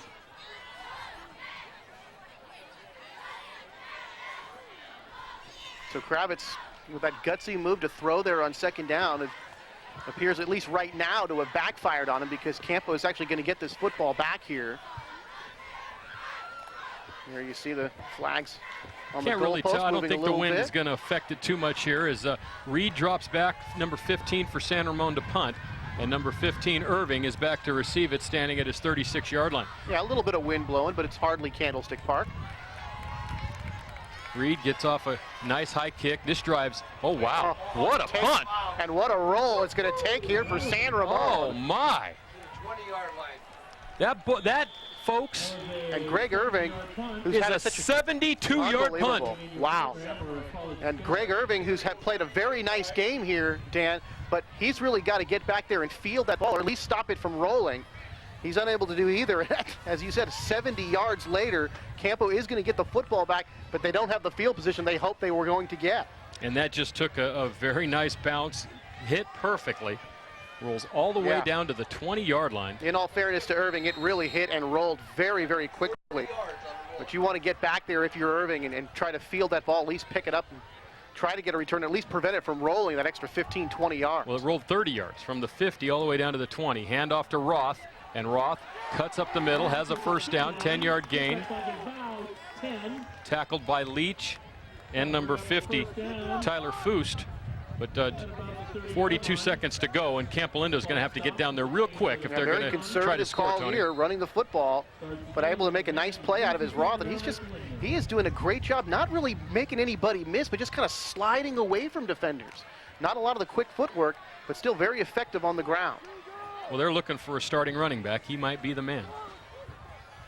And really, Campolindo looking to be in no hurry at all. No timeouts left. Clock ticks down now under 20 seconds. Sezgin hands off to Roth again, this time. And if you're going to do this, Dan, you might as well just sit on the football. Well, and I think that'll be the last play here of the first half. 14-14 after one. San Ramon gets the only touchdown of the second quarter, and they lead 21-14 at halftime. We'll be back with highlights and a recap of the first half after this on Comcast.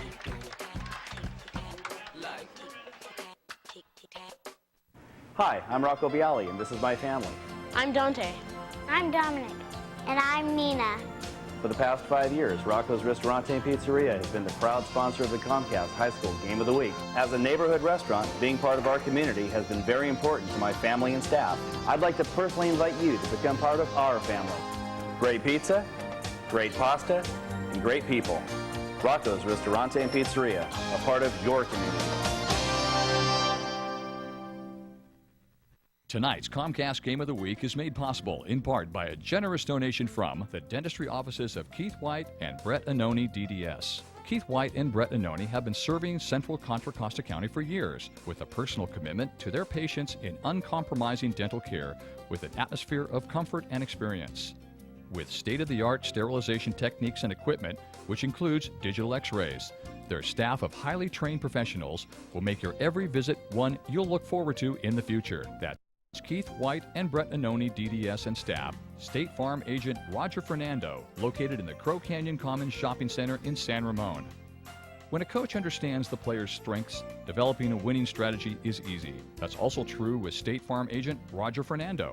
Roger knows your insurance and financial situation isn't exactly like anyone else's. But, like a great coach, Roger and his team of professionals create a strategy to meet your individual needs. See State Farm agent Roger Fernando and his team at 3211A Crow Canyon Place in San Ramon.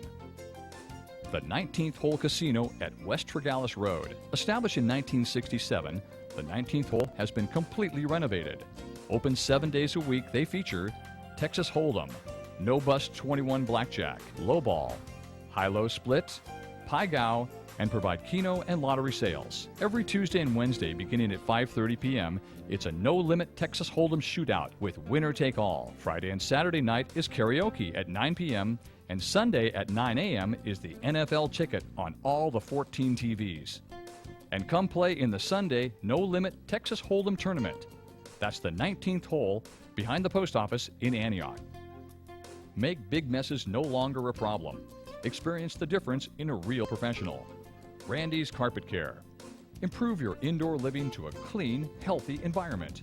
IICRC certified master cleaning specialist in carpet, upholstery, odor control, and stain removal.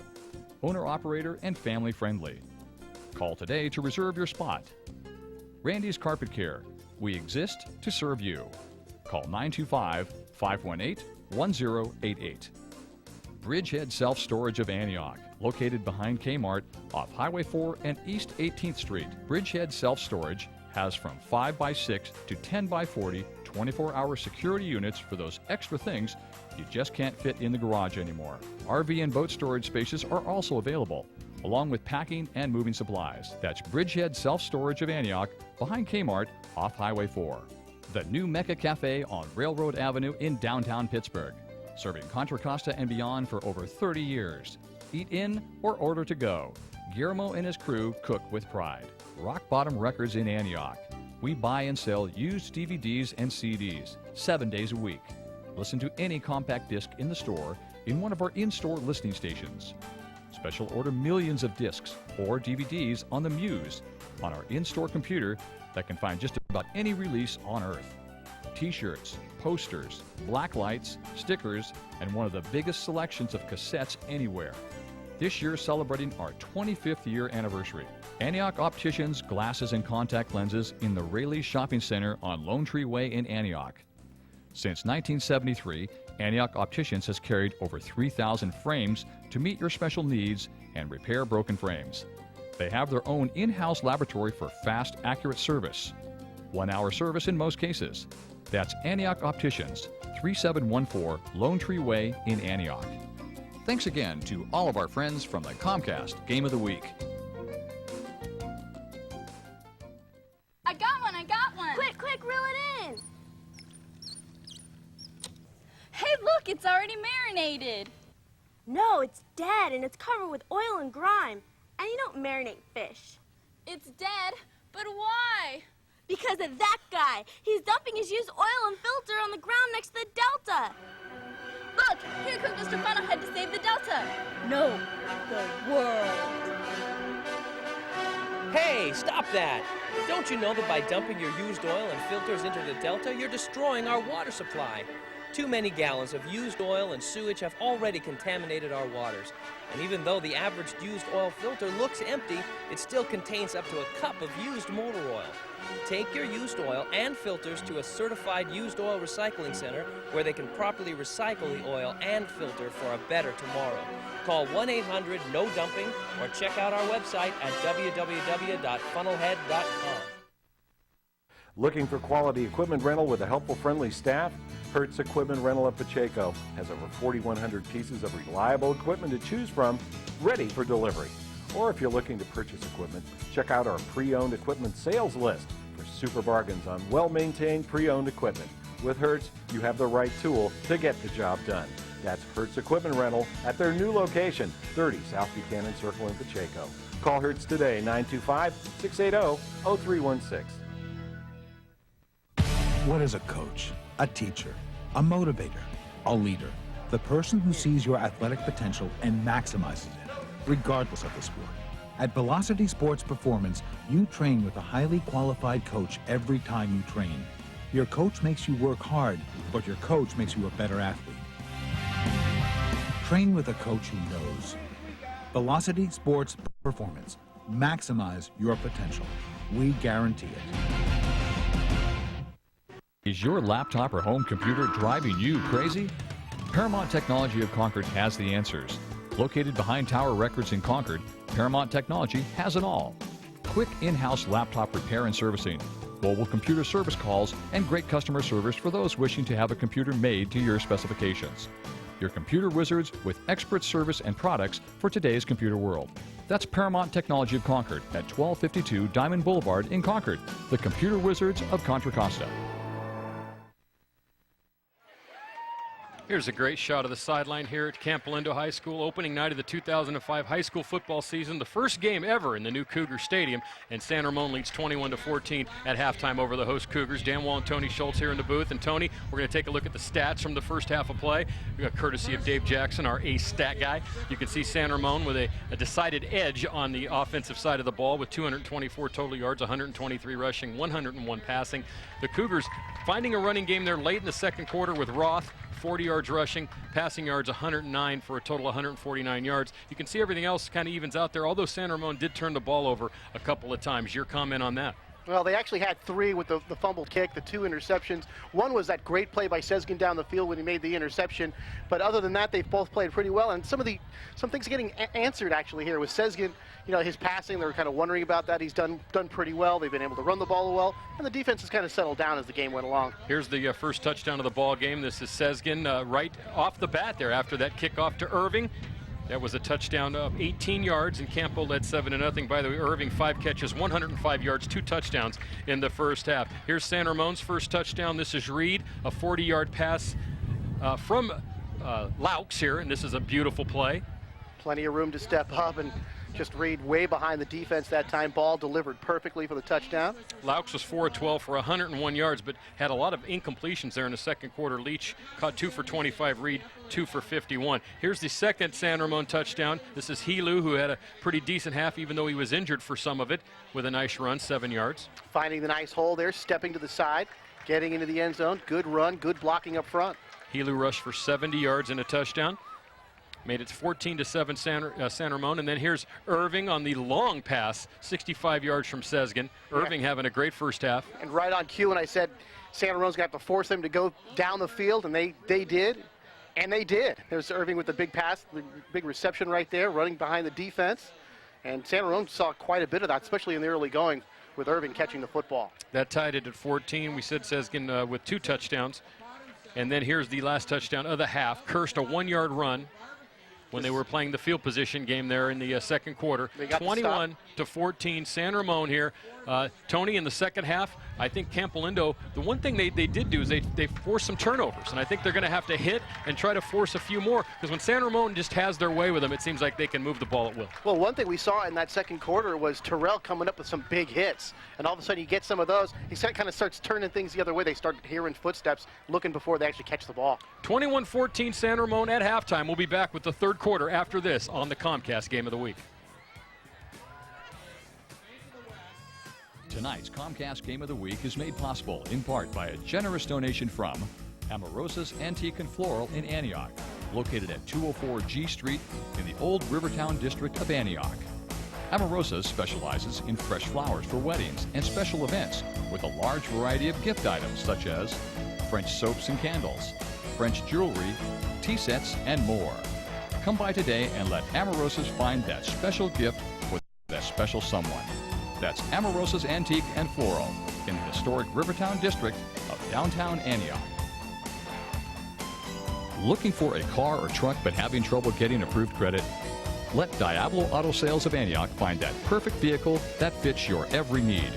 With great customer service, selection, and a qualified sales staff, Diablo Auto Sales of Antioch can make your next car a reality. Se habla español. That's Diablo Auto Sales of Antioch at 1006 West 10th Street in downtown Antioch. The dentistry offices of Jeffrey Hogue DDS. Jeffrey Hogue DDS and his staff has been serving East County for years with a personal commitment to their clients in uncompromising dental care with an atmosphere of comfort and experience. With state-of-the-art sterilization techniques and equipment, their staff of highly trained professionals will make your every visit one you'll look forward to in the future. That's Jeffrey Hogue DDS and staff at 5201 Deer Valley Road, Suite 3A in Antioch. There are 2 types of airsoft players, the well-equipped and the targets. GamePod Combat Airsoft provides one of the largest selections of airsoft inventory in the U.S. From beginners to advanced players, GamePod has it all. Specializing in competition-grade airsoft guns and accessories, BDUs, hydration systems, accessories, night vision, and the all-new Raptor fast attack vehicles. GamePod, where the elite will meet. Restore your carpet with Recovery Carpet Cleaning. It's the only way to clean your home, business, car, RV, or boat. Receive professional and dependable service with a brand new, state-of-the-art, truck-mounted system. This system will restore and clean your carpet and upholstery with a powerful dirt extraction system that you are sure to see and feel. Carpet and upholstery will be dry in hours, not days, and there won't be that chemical feeling after it's done. Brendan Theaters of Concord and Pittsburgh, featuring 14 screens of movie magic. All theaters have Lucasfilm THX digital sound systems and stadium-style seating. The prize wheel spins weekly with great prizes. The Prize Patrol, promotional events, and other activities happen monthly with great giveaways and prizes. Check out the Brendan Theater website for more information and great savings ideas. Your favorite films in a great environment, all at Brendan Theaters of Concord and Pittsburgh. Enjoy the movie.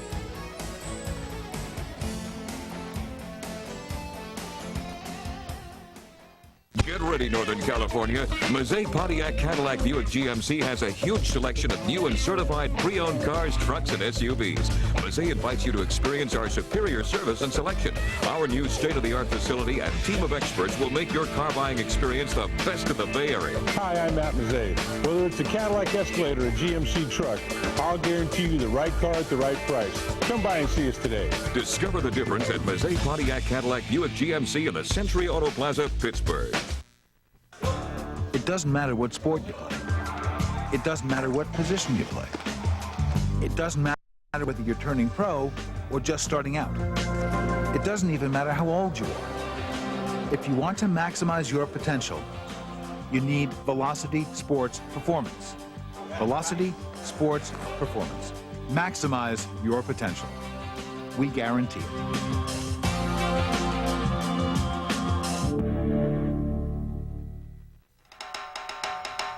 Great Mexican food, home of the famous margarita, and fun and food in a festive environment. That's Celia's of Antioch. For over 30 years, Celia's has served specialties like fajita supreme, camarones a la ranchera, and other great Mexican food that has brought people from around the area to eat. Every Thursday night is live music from Trio and Saturday night mariachis. That's Celia's of Antioch for great Mexican food.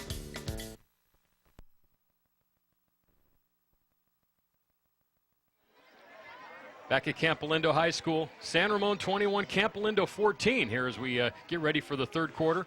Tony, we were talking about the turnovers there as we went to break.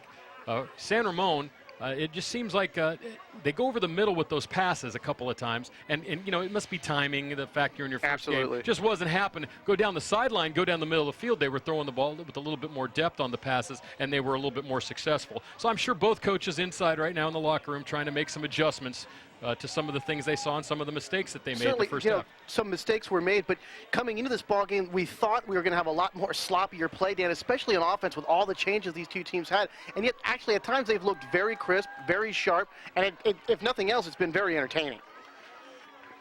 We're going to step away for one more minute. We'll be back with the third quarter after this on Comcast.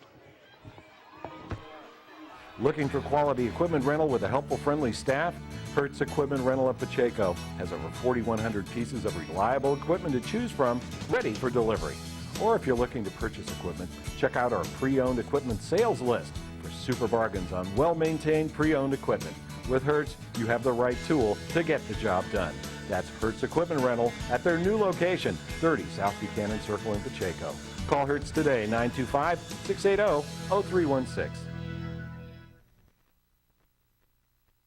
Is your laptop or home computer driving you crazy? Paramount Technology of Concord has the answers. Located behind Tower Records in Concord, Paramount Technology has it all.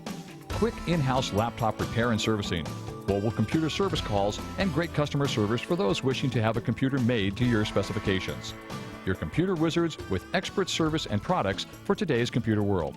That's Paramount Technology of Concord at 1252 Diamond Boulevard in Concord, the computer wizards of Contra Costa.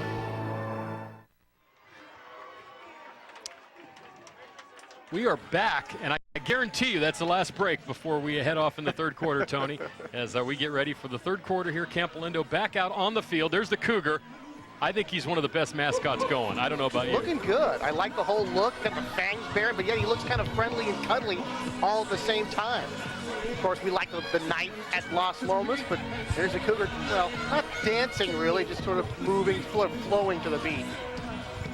And there is a, that's something I don't even want to comment on. That looks like a Friday night in the hate, but or every night in down a different district south of Market.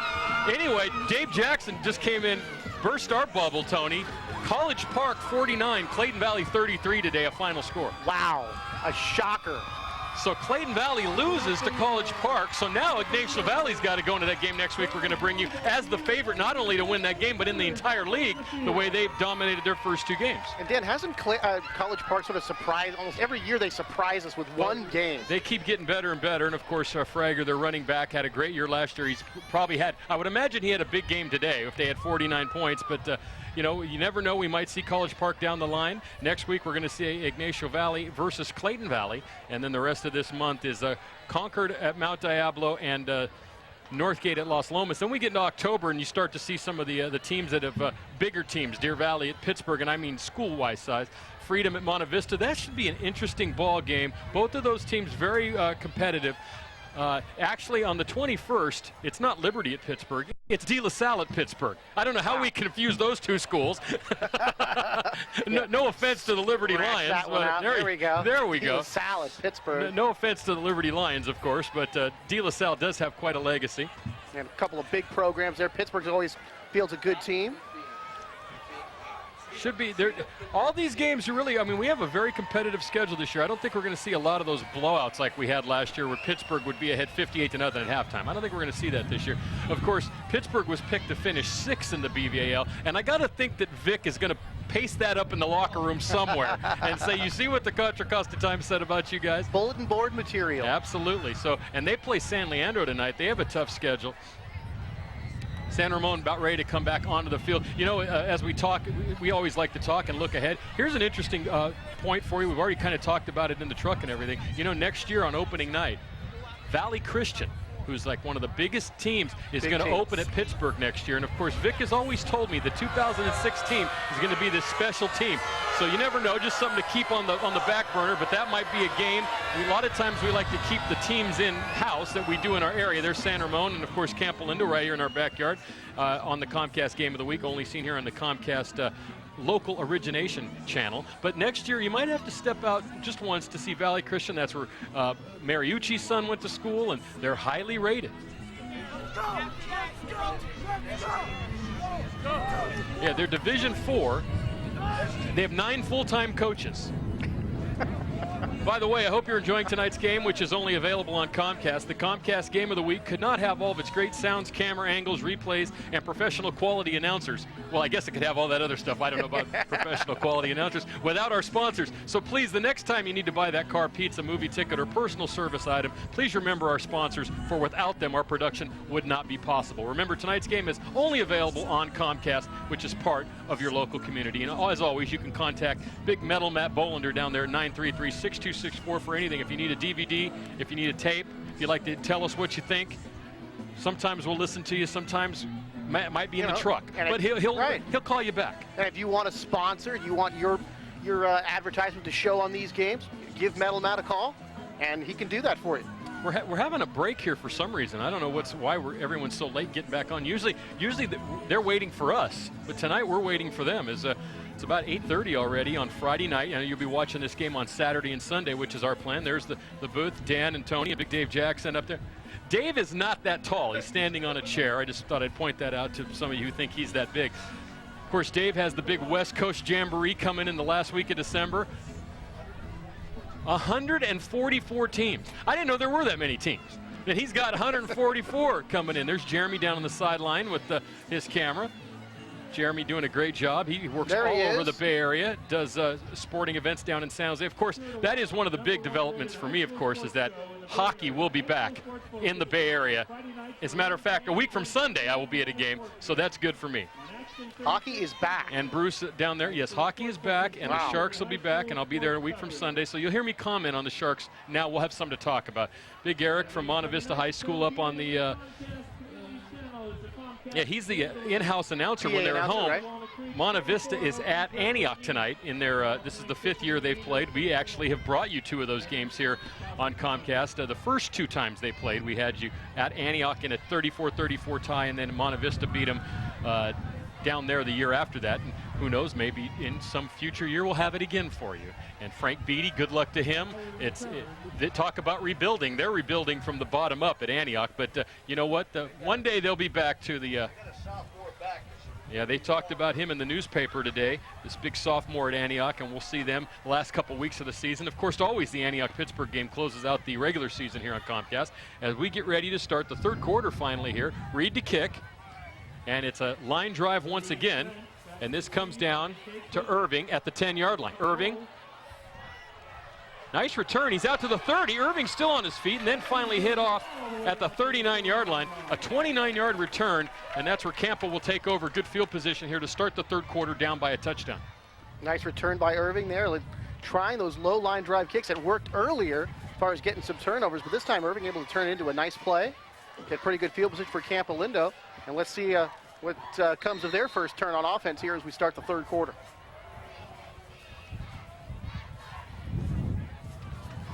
They actually spot that ball right at the 40-yard line. First down.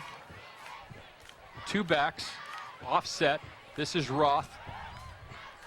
Over the right side and a gain of 2.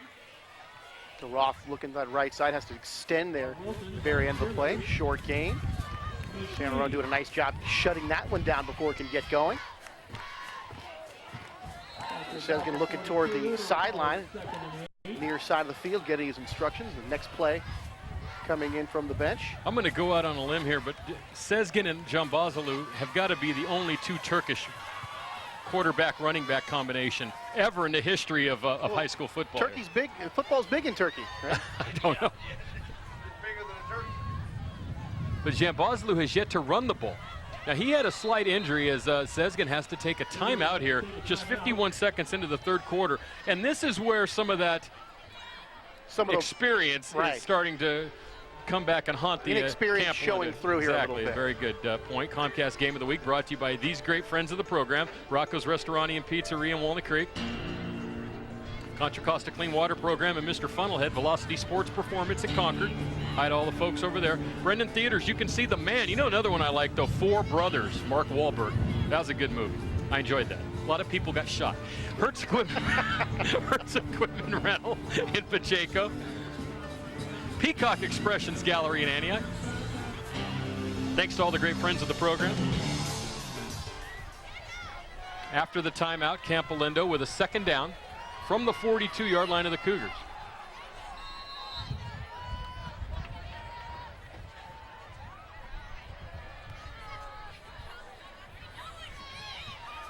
And now they hand off the ball to Tyrell.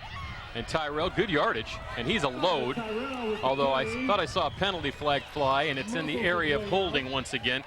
Campolindo was moving the ball well, no penalties, no mistakes, and here in the last about 10 minutes of the game, they've had some big penalties that wiped out some big plays. Well, you got a lot of inexperience up front. Cleek is the only guy that started up on that offensive line last year, and of course you got the new quarterback and new wide receivers, so certainly you're going to have some problems.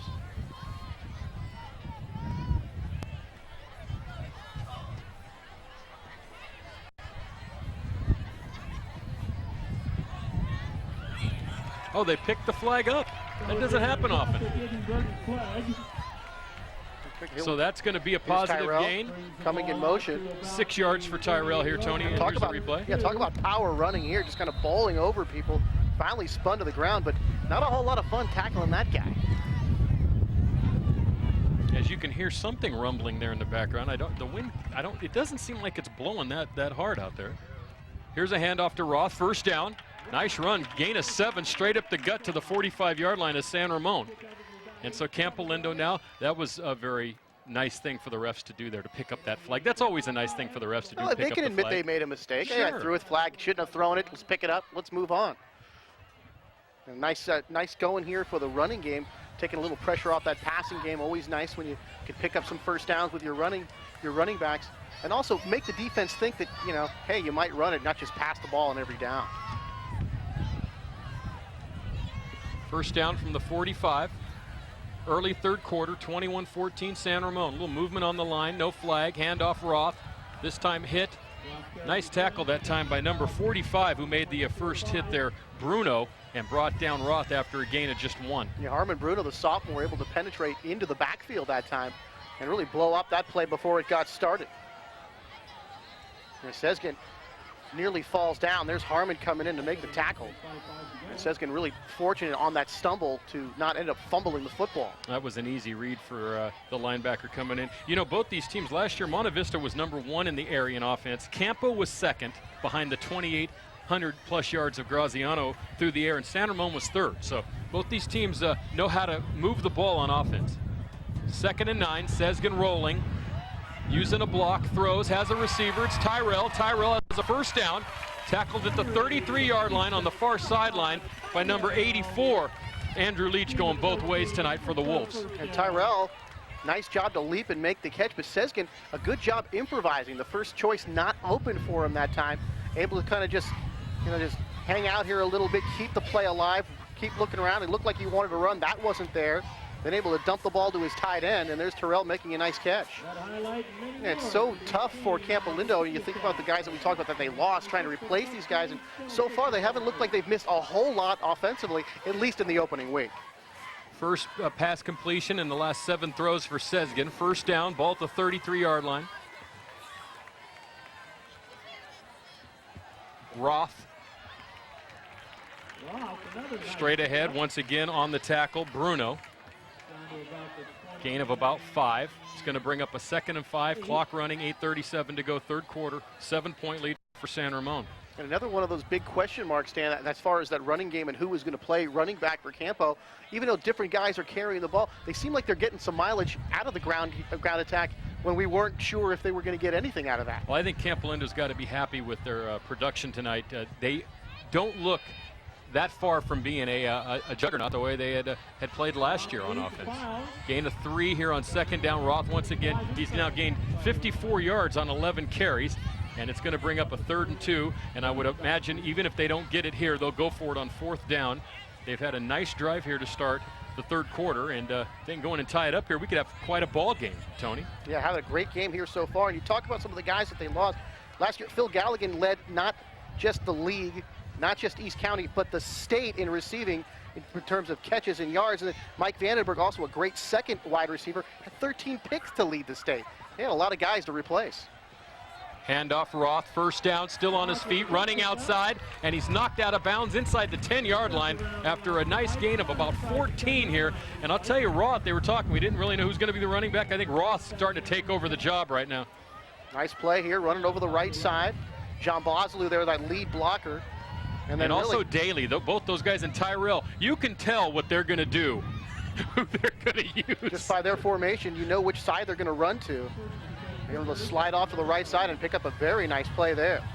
Roth again, this time knocked off his feet by Kirst as he stumbles ahead for a couple. It's inside now the 10-yard line, so it's going to bring up a 2nd down and goal for Campolindo. Take a look at that new facility here. That's sort of from down near the you can see, in some areas it doesn't look like you look at the flagpole across, the wind doesn't look like it's blown, but there it looks like the wind's willy whipping. Kicked up a little bit here. This is a weird area, Tony. It's always colder here than it is 10 miles east. Always. I don't know why. I'm no meteorologist, but I think it's just that extra wind that blows in here. Must be that fog hanging over there off the hills. Sezgin, play action, rolling, throwing, has a receiver. Tyrell falls ahead, touchdown! And Campolindo's right back in this one with a touchdown. 6:38 to go, third quarter. Tyrell, a 7-yard pass from Sezgin. And I'll tell you, Sezgin, the thing that amazes me about him isn't his ability to throw or anything. He just looks like he's played already. It doesn't look like his first game. Looks like he's already had some, play back there. That tells me, too, that Kevin Macy and his staff, they must be excellent coaches to take these kids that aren't even expected to play these certain positions and make them into productive players. And they're just doing a great job, Dan. And with the running game going pretty well, they've shown a multifaceted offense. Right, the extra point is up. It's good, and we are tied at 21 with 6:38 to go, third quarter. Let's take another look at the touchdown. This has been a very, very good opening game here from Moraga. Take a look when he's going to roll out here. Going to roll to his left. There's a little play action fake here to hold those linebackers in that defense just an extra split second. Then a little dump off, and look at Terrell. He's wide open right there. And then finally a defender comes up to meet him, but he's already right at the goal line. And most of the time, Dan, that first tackler is not going to tackle Terrell, or at least not stop him right where he is. He's going to pick up some extra yards after initial contact, and he does there for the score. 21-21. And let's say hello to some of the great friends of the program here while we have an opportunity. As you see now, 129 yards passing and 3 touchdowns for Sezgin in his opening night as a varsity player. Amorosa Antique and Floral, Diablo Auto Sales, Jeffrey Hogue, Doctor of Dentistry, GamePod Combat Airsoft, for all you guys that like to do that competitive shooting, but not kill people. If you want to play war. Yes. Antioch Opticians, Greg Vallejo and all the friends down there. Images of 3 hair salon, hi to the girls down there, and Recovery Carpet Care in Antioch. Thanks to all the great friends of the program here on Comcast. And you talk about GamePod, how far things have come. When I was younger and we wanted to sort of play that war, it was plum fights. Now they got all these newfangled guns, and I don't know where you want to play war. I'm glad I didn't grow up there. Go to GamePod. That looks like Bruno with the ball, and it is. And a nice return of 23 out to the 33-yard line. Actually, they're going to mark it at the 32, so again, a return of 22, and San Ramon takes over here, now tied at 21. And I'll tell you, Tony, you know, you talked about Sezgin and his numbers and those 3 touchdowns and the yardage. What's also very impressive, Dan, is no fumbles and no interceptions. That's right. Purchase your copy of this game. Shipping courtesy of UPS included. Call 933-6264. We'll give you a VHS tape or a DVD. Laux hands off to Helu, and Helu runs around the right side. Big yards on first down. He's out near another first down. I think he has it at the 43-yard line, a gain of 11. A nice run right there, and Kyle Kurst really able to help set that up. He's going to block Terrell here on this near side of the field, and just enough of Terrell does he get to help spring the running back out there to that wide side. And you got to make sure the defense can't contain the outside if you're going to pick up a play going around the end. And Kurst's block helped to spring him right there. I don't know if you saw it or not, but Jambazlu got one of his big paws on him about 5 yards from the sideline and pushed him out to the track. I don't know what him and Sezgin were eating on that Turkish vacation, but they probably should have brought some home. This is Helu on the other side. This time, though, he's hit behind the line, spins and gains 3, which is going to bring up a 2nd and 7. As the clock runs now inside of 6 minutes here in the third quarter. We're tied at 21. Now, San Ramon, of course, in the EBAL, we were talking earlier, the traditional powers, Monte Vista, Amador, Foothill, and San Ramon. But this year, they're talking that Granada is not that bad, that Livermore is looking, although poor Livermore could even be better and still not win a game, and that California is that much better. That's one of the most competitive leagues. It used to be the BVAL. I think the EBAL now is the most competitive league top to bottom in football in this area. This is Kurst, and Kurst has a first down, and he is collared down there by all the big guys. Cushing was there, Jambazlu's over there, Irving, who's had a great game. Kyle Kurst kind of changes it up there, actually a little more of a power back. Instead of Helu, who's a little more of a speedy guy. Kurst is going to break some tackles here, but kind of really run out of the tackles rather than run around people. Able to break a couple of tackles there and pick up a nice gain, and then drag tacklers there for some extra yardage. Gain of 15, first down. Now in the DFAL, the league that Campolindo's in, that thing's wide open. Miramani looks like they might be better than they were last year. Los Lomas looks like they still might be the favorite. But Campolindo, Acalanes, all these teams very, very talented, and we'll see a lot of them over the course of the season. This is Helu outside, and he runs over a tackler on the far sideline. That was number 24, Matt Dokas. And really, San Ramon's able to exploit that left side of that offensive line, really getting some good yardage out there and really starting to churn up some yards here on their opening drive here in the third quarter. 9-yard gain for Helu, 94 yards now for the junior running back. 2nd and 1 after that play, and this is going to bring up the 32-yard line is the line of scrimmage for the Wolves here as the clock is running. They're grinding it out, moving the ball, moving the clock down here. And you figure before long they're going to throw the football here on this drive. Counter play inside, first down. That was Helu once again, gain of 3. Well, you can kind of see what they've done here. They had some success moving the ball, but really other than a couple of long passes, Laux struggled and did throw the 2 interceptions and threw a couple of passes behind guys, had the one off of one of the defenders' backs. So they're basically taking the ball out of his hands in that sense and giving it to the running game, which Campolindo really hasn't been able to stop. Not very well. But you figure that when Campo gets very run conscious and the DBs start to move up a little bit, then you figure San Ramon might try to go down the field with a pass. 29-yard line, first down. Helu again, and he's got a convoy out in front of him. Big hole, and he gets over near the sideline where he's hit by Dokas and knocked out of bounds after a gain of 5. You know, we've seen it several times. They love to run over that left side, even when they're they spot the ball on that far side hash mark, which is on the left side. They're running to that short side of the field. Should help the defense a lot, yet still able to pick up positive yards. 102 yards for Roy Helu, so in his first varsity start, he goes over 100 yards. Taking the place of Andy Cabianca, who's now at Chabot College. By the way, some of the other players from last year, you may be wondering, Hunter Flynn's at City College of San Francisco, Chris Carter's up at Davis, Matt Garrett's at Colorado. He walked on and made the team, and Andy Amack's at the Air Force Academy, not playing, but just serving our country, and the Wolves are very proud of him. That was cursed for a short gain that time. It's going to bring up a third down here, Tony, as the clock runs. 4 minutes and 5 seconds to go.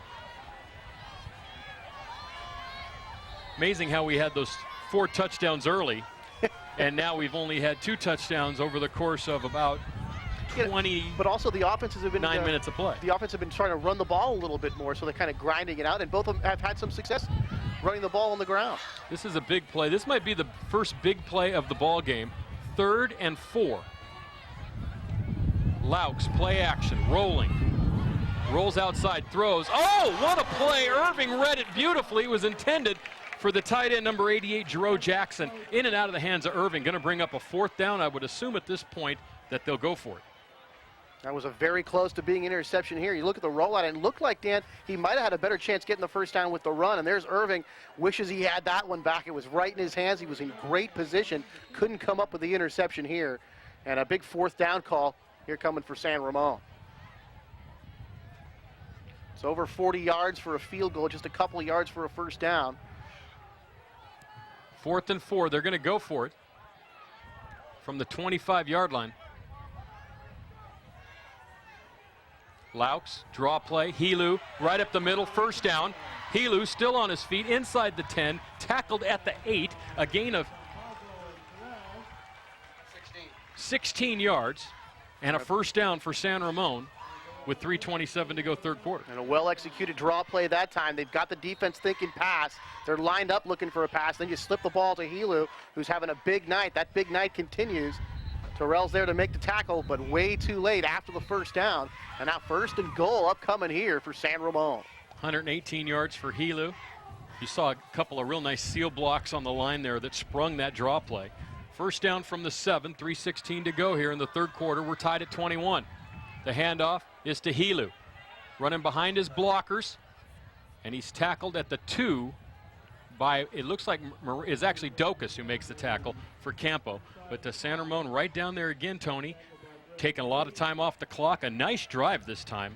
Yeah, Sezgin came across the line that time. Looked like he had a chance to make the tackle, and then Helu just sidestepped him, able to pick up positive yards, getting closer down there toward that Campo goal line. There's Kravitz on the San Ramon side. They've ran nearly 4 minutes off the clock and driven 65 yards so far, Tony, with the ball at the 2. Cursed.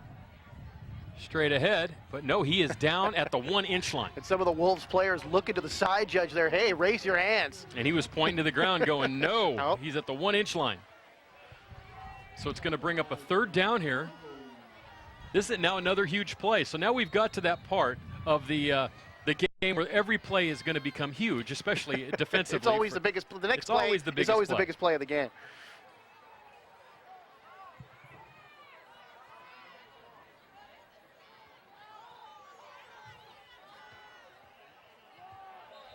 And a penalty.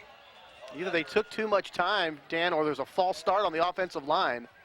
Didn't seem like they took too much time. They look like they're up there pretty quick. It's actually on Campolindo. How do you get an illegal formation on a defense? I thought that defense could probably other than an arena football. Now, an arena, what is that? That's the old delay of the game. Hold on, let's hear. This is Rich Rose with the explanation. I guess down remains 3. I guess it only works on the parts we didn't want to hear. Yeah, we wanted to hear the penalty. 3rd and 1. Helu dives ahead, touchdown San Ramon. So Helu, another touchdown for the junior running back, having a big game here in his first varsity start. And San Ramon, and you know what's kind of weird about this place, Tony? All the fans are on one side, so you don't really know who's cheering for who. You can't see the other side going here, crazy. right. Yeah, so there's like San Ramon people sitting next to Campolindo people, so it's kind of like, hey, that was a nice play. 27-21. And none of the fans really look color coordinated, so it's really tough to see who they're rooting for. Reed on to attempt the extra point. Knuckleball is good. 28-21, a minute 45 to go, 3rd quarter. San Ramon drove 67 yards, Tony. in 4 minutes and 45 seconds to score the touchdown and put them back on top. Here's a replay of that touchdown. Yeah, just about all of it, if not all of it, here on the ground, and really just kind of muscled their way down the field. Some nice running by Helu. Also, the offensive line doing a pretty good job. There's Kurtz with a very nice lead block on that touchdown run. He put his man on his back. Great lead block there and the touchdown, and really just all on the ground that time for San Ramon. 28-21 Wolves here. Lito's Barber Shop on 6th Street in Antioch, another great friend of the program. Pantel's Music Box, they've been down there for years. I can remember that place when I was in high school, and it's still there. And I went to school with a number of the Pantels. That's on the ground. 193 yards on the ground for San Ramon so far. Queen Bee's Quilt Shop. And that takes some talent to be able to do that kind of stuff. I always admired people that could knit and do things that I couldn't even imagine to do in my wildest dreams. And that's like knit a quilt or sew or anything like that. I lose a button, it's time to go down to Ross and buy a new shirt. That's right. Go Cycles. West 2nd Street for all your cycle accessory needs. I know my mom has knitted me a few things, a few sweaters, and that's always one of those things. But that seems to have happened a long time ago. You don't see Didn't they also doing call it now. Crochet? What happened to that? I don't know what happened to that, but yeah, I think it was. Here's a little squib kick. Oh, and the ball's in and out of the hands of a Campolindo up man, and it's recovered by San Ramon, so the onside kick works that time. This could be a big play in this ball game right here. Another weird kicking play in this game. 3 kickoffs so far tonight, Dan, now have resulted in turnovers. San Ramon benefiting from 2 and Campo benefiting from 1. And here's San Ramon back in business on the Campo side of the field. So San Ramon takes over at the 47-yard line. I don't know if we have another look at this, but you could see it was just a little poochy onside kick in and out of the hands of one of the Campolindo guys. Yeah, Here this it one is. looks like it's by design, where the other ones were just mistakes. But that is absolutely by design. The ball goes 10 yards. It's a live football, touched by one of the up men. And eventually a white shirt falls on it, and San Ramon back in business trying to extend a 1-touchdown lead. And here come the Wolves to the line of scrimmage. 1:17 to go, third quarter, up by a touchdown. They could put this one just about out of reach with another score. Kirst tackled behind the line of scrimmage for a loss. Dokas was there, as well as number 75. We talked a little bit about Paul Reams. He plays rugby for La Marinda Rugby, and he coaches swimming for the Special Olympics. Doing a lot of good things for the community there. A lot of good activities, helping out those less fortunate. Alex Alata, I just wanted to point this out, has moved 14 times due to job transfers. That's why his name is Alex Alata, because he's moved around a lot. Dan, I can't even give a token laugh for that one. I just can't. Hey, these are good facts. 2nd and 11 from the 48.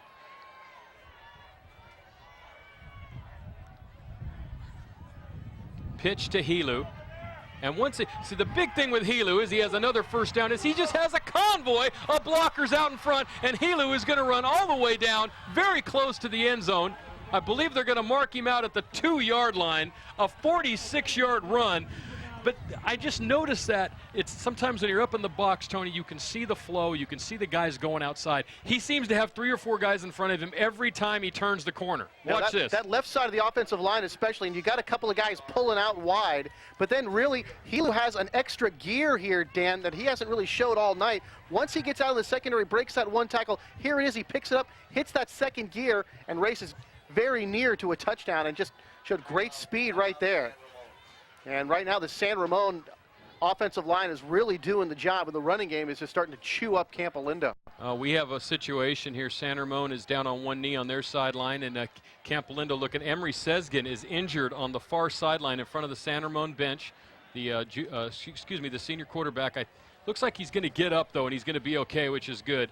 Helu, 170 yards on 18 carries, 2 touchdowns so far, and he's got to be one of the candidates for the post-game interview that we're going to have after this. Obviously, Sesgen would be as well, and we hope that he's okay. It looked like he was going to get up, and I think he is now standing, which is a good sign. Well, not only do you lose your starting quarterback, who, as we kept saying, we don't know what this guy's going to do. We don't know what he can do. He's proven he's playing the quarterback position very well here tonight, but also he's your free safety. He's come up with a couple interceptions tonight.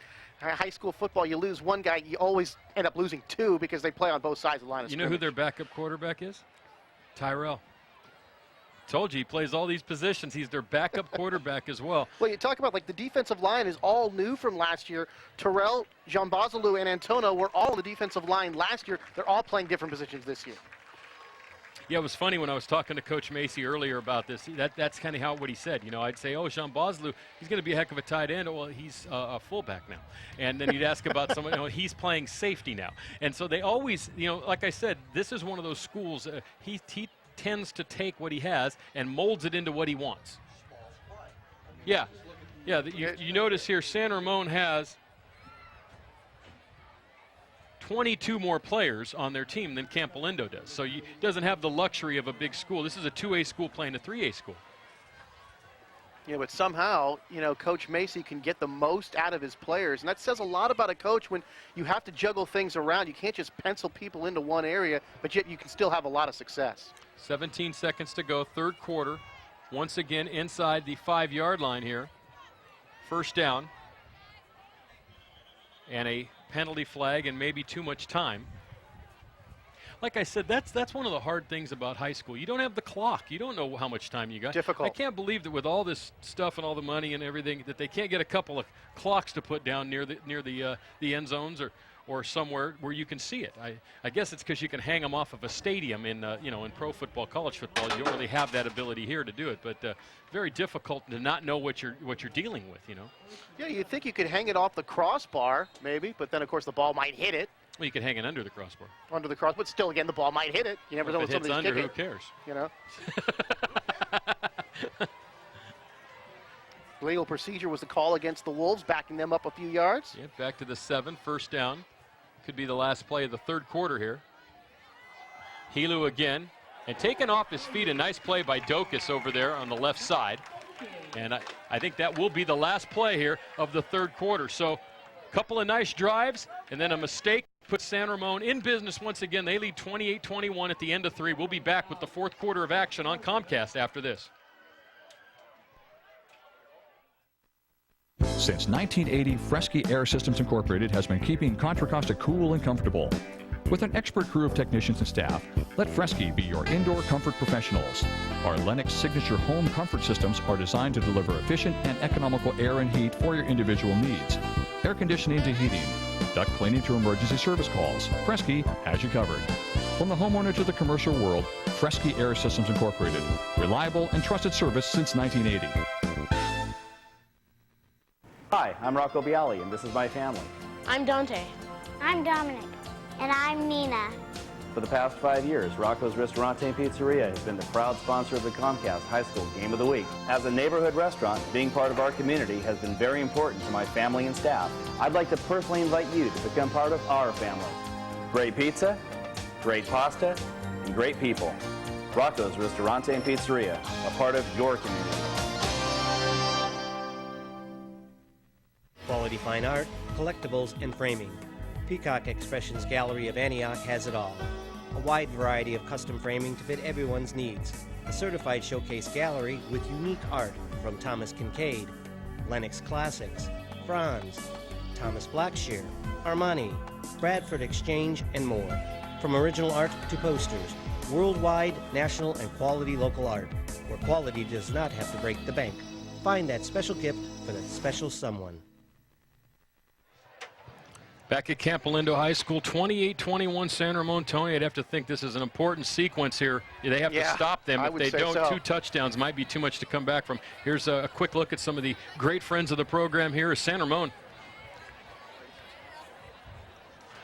Oh, I'm sorry. I thought we were going to take a look at the sponsors. We're actually looking at the box score in front of us. Scoring by quarter. You see the 14-14. San Ramon had the 7 there in the second quarter, and both teams with a touchdown there in the third. 28-21. San Ramon on the 7 here as we head into the fourth quarter. But as I mentioned, if they get up by 2, Campo's going to need not only a score, but probably a break to get back in this game. More than likely, but they still will have a lot of time. The thing is, they might get in a situation where they're going to have to start passing more, which will obviously favor the San Ramon defense because they won't have to be as run conscious. Helu has 100 yards rushing here in the second half.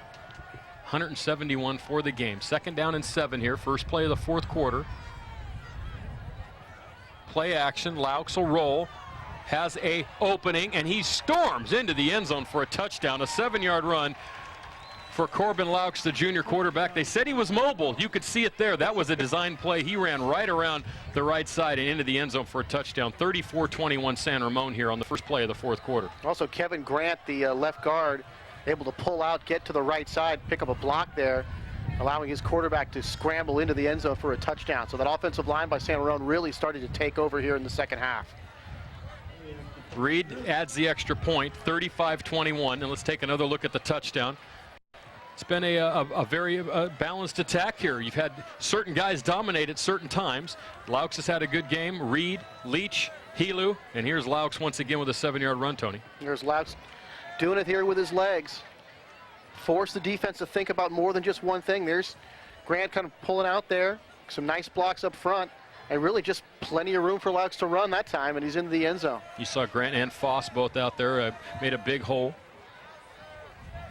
35-21, 2 touchdowns now for San Ramon in the lead over Campo, the home team, and last year it was 41-14. So you'd have to think that Campolindo a little bit more in the ball game here, but things are getting close to getting out of hand. And you know, both coaches admitted during the play that maybe San Ramon was a little bit more ahead of Campo at this point. I still think Campolindo is going to have a fine team. They're going to win a lot of games in their league and probably be right there at the end of the year in 2A once again. That's the biggest difference between two. Yeah, both teams coming off a season of success. I mean, just 4 losses as we take a look at Kevin Macy. 4 losses combined for both these teams last year. And now the question is, what kind of kick will we get? Well, you figured San Ramon with a 2-touchdown lead would go ahead and kick it away, but the way these onside or the squib kicks has worked, who knows? That's a line drive kick, and it gets by Irving and rolls. That looks like something out of the Canadian Football League right there, rolling all the way into the end zone. You talk about how effective it's been here tonight. I think Irving did have, I believe, the one good kick return, but other than that, you've had turnovers and balls going into the end zone. White and Anoni, Doctors of Dentistry, Roger Fernando, State Farm Insurance, 19th Hole Casino and Lounge, Randy's Carpet Care, New Mecca Cafe, Bridgehead Self-Storage, and Rock Bottom Records. You know, a lot of times when we talk about records that come out, Tony, I talk about bands that no one's ever heard of. But this week, a band that we've all heard of, we all love, put out a new album, and it's really good. The Rolling Stones' new album is very good. Who? Well, of course, you wouldn't know about them because you're probably home listening to chamber music. But even Dave Jackson knows who the Rolling Stones are. That's a good record. You can get it at Rock Bottom Records. Of course, the Stones coming to SBC Park in November with Metallica. I'll be there on a Tuesday night. I hope you won't be, Tony. Anyway, there's a handoff to, I think that's Roth. You know, no, it's Antono, and he was tackled by Foost after a gain of 6. Nothing wrong with the Rolling Stones, a great band all these years, but it just shows you the state of guitar-driven rock music when they're still the #1 act. 45 years after coming out originally. That's a good point. That's true. They are as old as Dave Jackson, which is a scary thought. That's a good point. Good points by all of you. Now, that's enough. Yeah, let's talk about a little football while we're here. 2nd and 4. And Campo can't take 8 minutes here to score. They're going to have to get up there. Antono. And that's a short gain, maybe 1. Nartker was there. They tried a little trickery that time. Hand off the ball and then looked like they were going to pass the ball. Sezgin at least making the motion, but certainly that time the Wolves not fooled as they stopped the play for a short gain. Well, you know, another thing that comes into play as you get late into a game is how much have either of these teams been able to put in offensively? Are you starting to now see the same plays and figuring them out a lot easier than you're going to be in the 10th game where you've been able to practice for 10 more weeks? Yeah, so Dave Jackson says 25 to 30% perhaps. Handoff Antono, and he runs right into a big wall of White. You know, Kevin Macy getting very conservative here on these 2 plays, down by a couple of scores. Now, you look at the clock, he's got plenty of time left, but also, you know, the Wolves are going to get the ball, and Campo hasn't been able to stop that run here, especially in the second half. You figure Campo's going to need more than 2 scores to not only tie this game, but to win this game. That's true, and you have to wonder if Sezgin, when he got hurt, did he pull something, or can he move as well as he could prior to the injury? And you really don't want to put him into a lot of passing situations and maybe ruin some of that confidence that he's built up through most of this ball game. Tyrell to punt. That's a nice punt. Wow. That lands down at the 30, but that time you see the difference between the roll. Yeah. That one hit and rolled a yard, whereas the one that Reed boomed back in the first half hit and rolled 30 yards. Rolled like a golf ball. 44-yard punt, no return. San Ramon takes over, 9:22 to go. Now they actually have the clock running inside of 9:17 now on the clock, fourth quarter. Next week, Ignacio Valley 2-0 against Clayton Valley, who lost today. That's according to our sources. Now, of course, that was one of Dave Jackson's sources. That game might be played tomorrow for all we know. But 49-33 was the report. Clayton Valley losing to College Park. I don't want to hear about it. I had Dave Jackson give us a score once of a game that hadn't even started yet. I don't know, I lied. From the 27-yard line. And they're milking the clock now. Helu, and he just busts straight ahead for about 5. And Helu, with a couple more big runs, could go over 200 yards in his first start. Have an absolutely huge game. Give a lot of credit to that offensive line. Roy Helu in his first start here, just making the most of it. And right now, if you're Campolindo, you absolutely got to get this running game stopped here, and you really can't let them even get a lot of first downs at this point. No, much less score points. They could run 4 or 5 more minutes off the clock and make this an impossible task for the Cougars. 2nd down and 5. One thing about San Ramon, too, over the years, the times we've seen them, they run the same horses. They don't go to the stable too many times and replace the horses. It's Kirst and Helu, and last year it was Cabianca and Carter, and it was the same guys. It didn't take a lot to prepare for them. You knew what you were going to get. Tough to stop them, but you knew what you were going to get. They know what they're doing. Tough to stop them. They definitely know what they're doing. Here's Kirst this time, met by a couple of defenders.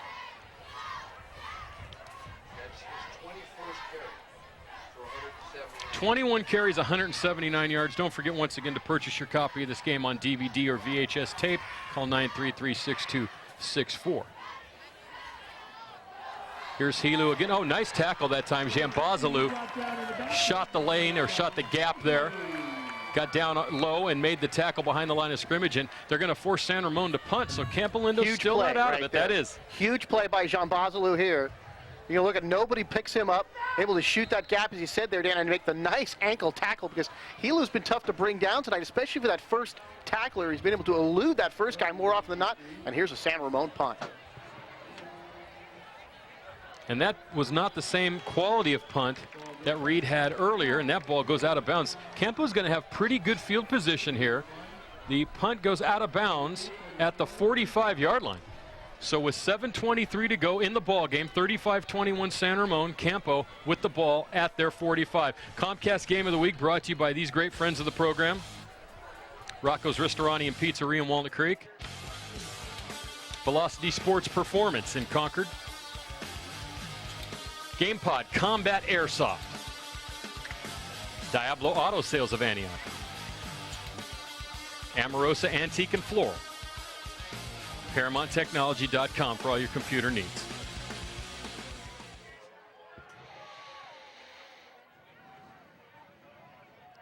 Sesgen throws. Oh, that was a penalty, even though they called the catch. Tyrell, showing his strength, was wearing number 21 Kyle Kirst. And still made the catch. Yeah, Kirst was pulling him down before the ball got there, and Terrell still able to make the catch. Here, a little fake to the inside, quick drop, and just dump this over the middle. And really just white shirts all over Terrell that time. He's still able to make the catch. And you wonder, hey guys, you don't really need to do that. You're in good position. Just reach out and knock the ball down. But you see an absolute mugging there. I mean, call a cop. I think that's a grade A felony. In some states. 14-yard gain, first down at the 40. Now the 41-yard line. Handoff, Roth. 4-yard gain, 7:10 to go in the ball games. Campo needs to score here in the next 2 minutes, I would think, to have a shot at this. Yeah, and that last play, really, just by virtue of the penalty, the play was good for some yards anyway, but the penalty stopped the clock, and right now Campos can use all the time stoppages they can get here on their way to hopefully what they hope will be a couple of touchdowns and at least a tie ball game. Irving in motion, second down. Deep drop, Sesgen has time, throws, and it falls incomplete. It was intended for Tyrell down around the 25-yard line. Well covered that time. Kevin Clancy, the senior, number 31, out there with the big tight end. Not able to hook it up here. Does stop the clock with 6:40 to go. That was on the Yeah, Irving hasn't caught a pass in the second half, which is a good point as to what happened to Greg Irving. Either the coverage has gotten a lot better for San Ramon, or they've just forgotten about him. I hate to think that anyone would forget about Greg Irving the way he's hit the play he had in the first half. Here's a replay of it. Looks like it just kind of slid out of the hand that time of Sezgin. Actually had Terrell open there toward the near side of the field. Sezgin up the sideline to Irving and overthrows him. The coverage that time from number 19, Haig Abnos. Both times they've tried that fade to the near side of the field, Dan. It's been overthrown, and that time San Ramon did have 2 defenders out there, but a little too much air under that one as far as Sezgin is concerned, and the pass incomplete. 4th down, and it looks like Campolindo may go for it here with the ball at the 37-yard line, 6:35 to go, and last chance really right now for the Cougars. Yeah, really tough not to. If you punt the ball away, you know that San Ramon's just going to run out some time and then punt it right back. 2 wide receivers near side here on 4th down. Sezgin has time, and he's had time tonight. Throws, and he overthrows the intended receiver, Spencer Pyatt. And they're going to call that interception. Well, actually, they're going to call it interception. Actually, that probably almost worked out for them, as the ball is now going to take.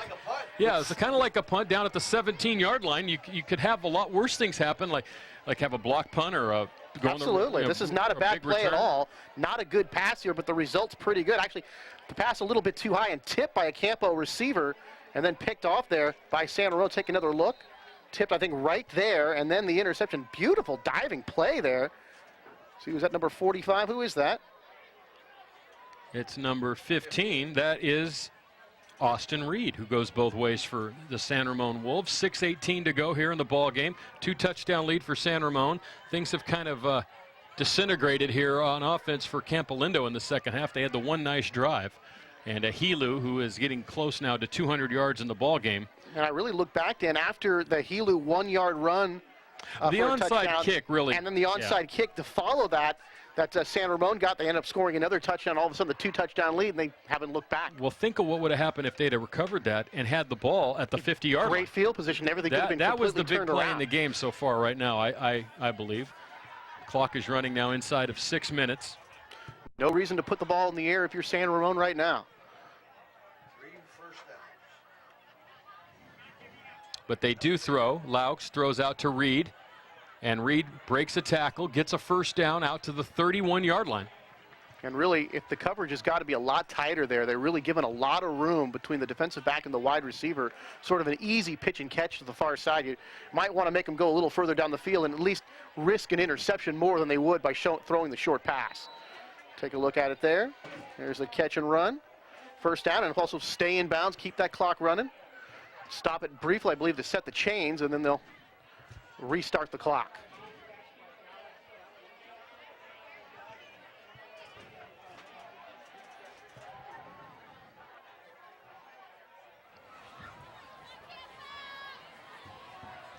This is Kirst for 3. First time tonight we've talked about Dan Phillips. We talked about his band, Uberwho. But we haven't talked about him making a tackle until right then. That's a good one. Uberwho. By the way, Brian Holbrook plays guitar, piano, trumpet, and euphonium. What is that? What is that? Well, I don't know what that is. That's a good one for me. And I know I've seen just about everyone play just about everything. And he's the president of his church youth group. And he filmed and edited a film for the Department of Energy this year. Where do these kids come up with this time? I've filmed and edited a few films that we can't talk about on Comcast cable. Second down. Laux to throw. Down the sideline, has a receiver. Oh, and it's just out of the reach of Reed at the 30-yard line. I mean, Coach Kravitz sort of pulling out all the stops here, certainly not going by the book. You'd think he'd be running the play here to just kind of milk this clock, but they're going up in the air and they're going deep down the field and nearly had the home run ball there. Clock stopped with 4:14 to go. Take a look at it. They got the play action. Good protection here, and then a nice looking pass, just a little bit too much air under this. But there's Reed when just absolutely wide open, way beyond the secondary down that far side of the field. And really San Ramon looking to tack one on. 3rd and 8 here with 4:14 to go. Our first game of the year and a penalty and probably another delay of the game. You can start to see some of the inexperience once again with the delay of the game penalties and some of the things that have been called out here tonight. Kind of a weird night here, too. The fog sitting right on the hills. As someone had mentioned, it kind of got chilly this week. It was real nice earlier this week, and then all of a sudden, main three. A little legal bit. procedure call. It's just been a strange summer. For one, the summer started so late because the rains, and then it really hasn't been all that hot. Out in Pittsburgh, it's been pretty mellow, I'd say. It's been a little warm, though. I don't know. Want to see my PG&E bill? Show you. No. I'll show you hot. Of course, my wife has to run the air conditioner even in the middle of winter, so. Now a timeout for San Ramon. So it's kind of weird how it looks like San Ramon's kind of rolling, and then they'll get a penalty, and they'll, and that's just the fact that this kid's playing his first game, and a lot of these kids are playing their first game as starters. And they're getting a look at varsity football here at a very competitive level in Contra Costa. Don't forget Hurricane Katrina relief. You can call 1-800-HELP-NOW or contact the Red Cross at www.redcross.org to contribute. And it'll be interesting to see what happens, as we mentioned, with the New Orleans Saints. It sounds like they're going to play 4 games in San Antonio, 3 games at LSU, and 1 game in, they're going to play a game in New York, actually, as a home game. They'll be the home team. An extra home game for the Giants, I believe. Yeah, I think that'll, actually, that's going to take place a week from Monday. And it's going to be part of a doubleheader that's going to start early in the day, I believe at 4 o'clock our time, 7 o'clock Eastern. And the game will then switch over to ESPN when Monday Night Football comes on at 6. So there'll be 2 Monday Night Football. Actually, ABC will start their coverage at 4 o'clock. So that's going to be kind of an interesting thing. And I just hope that the Saints can bring any sort of happiness to these people. I can't imagine even caring about football down there. But a sense of normalcy is what sports brings, and actually those people really need it right now. Absolutely. 3rd and 12. Louts gets away from Jambazalu, and then Cushing, and then I think that was number 75 running over there as well, Reams, and still short of a first down, which should bring up a punting situation. And Dan, you talk about not playing it safe. Louts is running to the outside here, and watch where the tackler comes in, looking to make a tackle here. Watch where the ball is when he's greeted by a defender, and that is very close to being a fumble right there. And San Ramon and Coach Kravitz just not playing it safe here in the late going. And then he goes out of bounds to stop the clock. So still 4:06 to go. You never know what could happen here. Campo needs a return here. End over end. And Irving lets it bounce at the 40. It rolls down to the 35-yard line. So they're going to take over with 3:55 to go here in the ball game and down by 2 touchdowns. So they still have some time, but they're going to have to get the big play. And unless they get that big play quickly, Dan, they're going to, if they do end up getting a score, they have to go the onside kick. Makes their percentages very low. But obviously, right now, the Cougars are going to have to go down the field. And another test here for Sezgin and this Campolindo offense. 38-yard punt. One of the interesting things about that, the Hurricane in the situation, is there's so much bad coming out of that. Then you have a situation like last week when the Saints were here to play the Raiders, and a lot of people wanted to cancel that game. Well, that's all fine and dandy, but starting on Sunday, the other 31 teams are still going to play like nothing happened. Right. And you still have to prepare, even though you don't want to prepare. You know what I mean? And so just some of the things that you hear about, there are some people who are saying the owner of the Saints is a really bad guy because he wants to move the team out of Louisiana. Well, you can't play in a stadium that's been basically declared unplayable in. Well, and also, where's your fan base when the whole entire city's underwater? So some of the things that are coming out of it are very interesting, and why they are making this guy to be out such a bad guy. I could understand if he had picked the team up, moved him straight to L.A., which is what a lot of people think he's going to do. And what the league probably in the long run wants him to do. Right, and so these are interesting things to talk about, even though you're still looking back on people who are, devastated and don't have anything to return to. That stuff always comes out in the wash at the end. But I think the big thing about the whole thing was just the response and how it just continues to play out even today, where.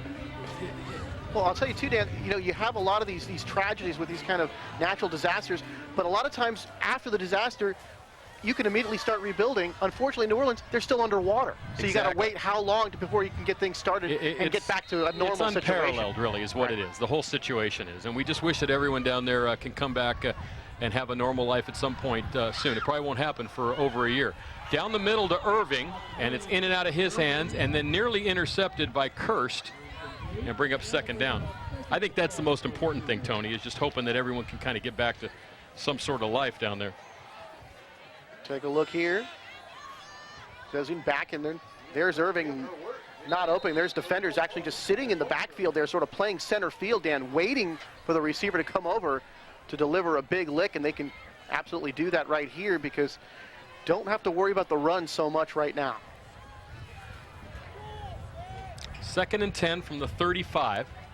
3:46 to go here in the fourth quarter, and San Ramon leads 35-21 on the Comcast Game of the Week. Sezgin nearly stumbles again, steps up in the pocket, throws, has Tyrell. There's a penalty flag on the play. And I think Terrell might have been impeded coming to the near side of the field, finishing out his pattern. Let's see if they don't flag somebody in the secondary of San Ramon. Holding against San Ramon. It is a holding penalty, so that'll be a first down for Campo with 3:39 to go.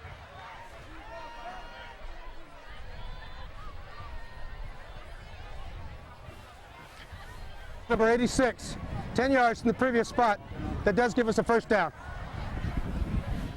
Referee Rich Rose, a veteran of this area. Had an interesting story about officials in the Contra Costa Times a couple weeks ago about how hard it is to find guys that want to officiate with all the problems that they've had. And I'll tell you, I umped a couple of fast pitch softball games. Never again. Is that because you couldn't see the pitch? If I want to get yelled at, I'll go home and talk to my wife. Yeah, I don't need to take it from them. There you go. Sezgin to throw on first down, chased out of the pocket, throws. And now I think threw that one away. Yeah, I think that was thrown at the feet of Roth.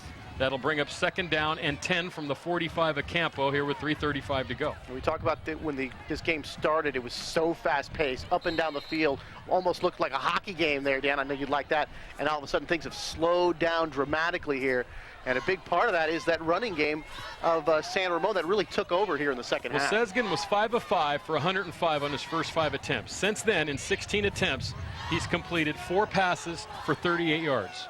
That gives you any idea of the adjustments San Ramon has made defensively here. 2nd down.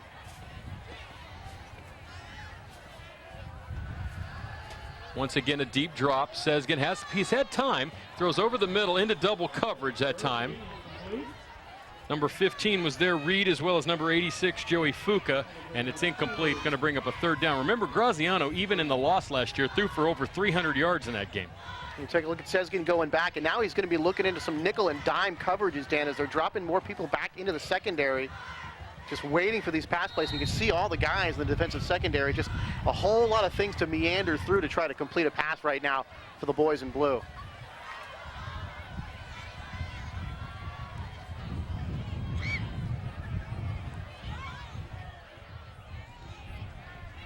Third and 10 here.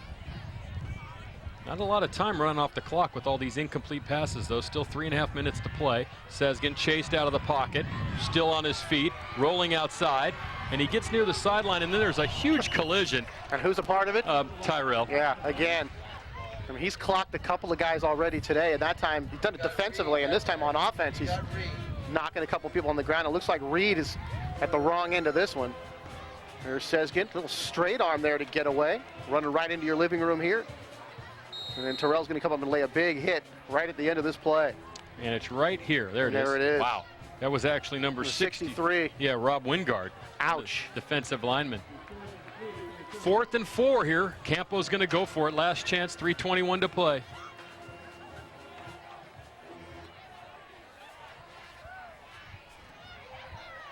Hand off to Roth, and he's not going to get there.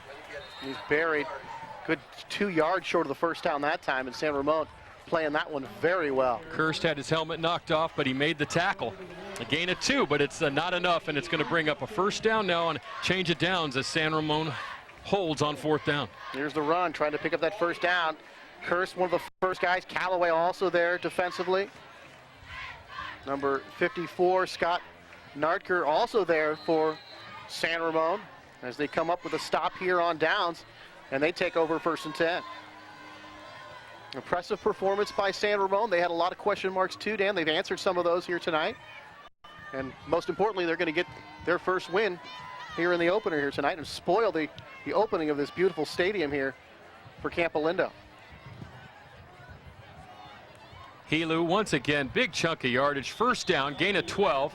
He actually drug Tyrell. Tyrell might be getting a little sore. He's hit a lot of people tonight. He probably was hitting his dad this morning at breakfast. Yeah, he's actually been doing a lot of hitting. Actually took one that time. 191 yards for Helu as San Ramon gets another first down here in the fourth quarter. 3 minutes to play, clock running.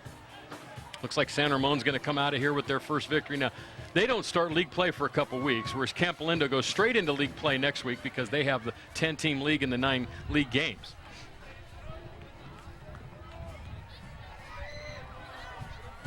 New back running the ball, that's number 40, Matt Camilleri. Helu might be done for the night. If he is, he will finish with 191 yards rushing and a couple of touchdowns on in his first start as a varsity player. Yeah, we know who the player of the game is. We know who's getting the game ball in the locker room. That's going to be Helu. He's had the great game, and I'm sure he'll give his offensive line a lot of credit. They've done very well. And of course, they were able to pass the ball, especially early on, so it showed that multifaceted offense. And then their defense, after a tough start, settled down and played well as the game went along. Well, Tony will have an interview with the player of the game right after the break.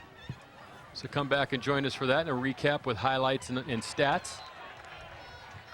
And Austin Hall taking a carry there, number 26. Actually, I think it's 28. Is it 20? Was that Betty? That's Betty, number 28. Sometimes that 6 kind of wraps looks around. Like an 8 wraps around. Yeah, it's happened to me, Tony. I think you've always said, why don't they put the numbers on the shoulders? Well, someone does here. I thought someone. Yeah, San Ramon has them on the sleeve tonight. Do they? So does Campo. Yeah, both of these schools. A lot of colleges and high schools don't. Barely see that. A lot of colleges and high schools don't, though, and that's an interesting thing. In pros, it's required because they're called TV numbers. Get it? Right. That's Clancy, the ball carrier. So San Ramon letting everyone touch the ball a little bit here late in the ball game. Short gain, going to bring up 4th and about 5. The clock running. Minute 8 to go, but it looks like San Ramon's going to get the victory here on our opening night here on Comcast on the game of the week. It's been a good one so far. It was 21-21 late in the third quarter. Excellent football game. We were wondering what we're going to get from both these teams. We got the barn burner early, but San Ramon kind of took over later in the game and kind of winning going away right now. They're going to milk the clock all the way down as far as they can. 44 seconds to go here. Next week, I'll remind you once again, Ignacio Valley at Clayton Valley. And there it is, Saturday and Sunday at 7 p.m. right here on Comcast. The Warriors and the Eagles, timeout, actually a delay of the game 5 call. yards, the down remains 4. So San Ramon did not call timeout. They just let the clock run down, took the delay penalty with 38 seconds to go, and they'll move back 5 yards, and Reed will punt.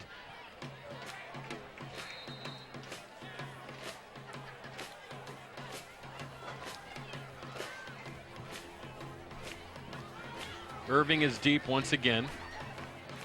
And this time the ball takes a Campo bounce down around the 15-yard line. 21-yard punt, no return. And Campo has a couple of plays left in the season opener. Kevin Macy, he's got to be happy about what he saw early.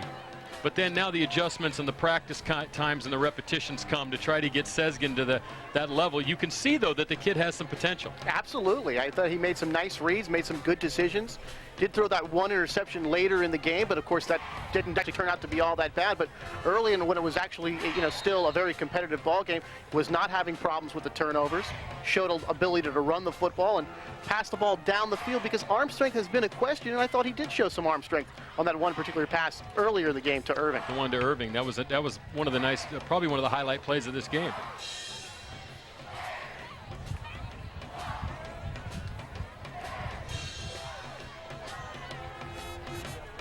Sezgin to throw here on first down. He's been running out of the pocket a lot here in the second half, and that time he just flings one that was intended for Tyrell on the far sidelines. Yeah, tough situation to try to throw the ball now. San Ramon obviously expecting that, and really it's sort of approached garbage time here in the waning seconds. But still a very well-played ball game, very exciting ball game. But San Ramon, at least here in the first week, too much for Campolindo.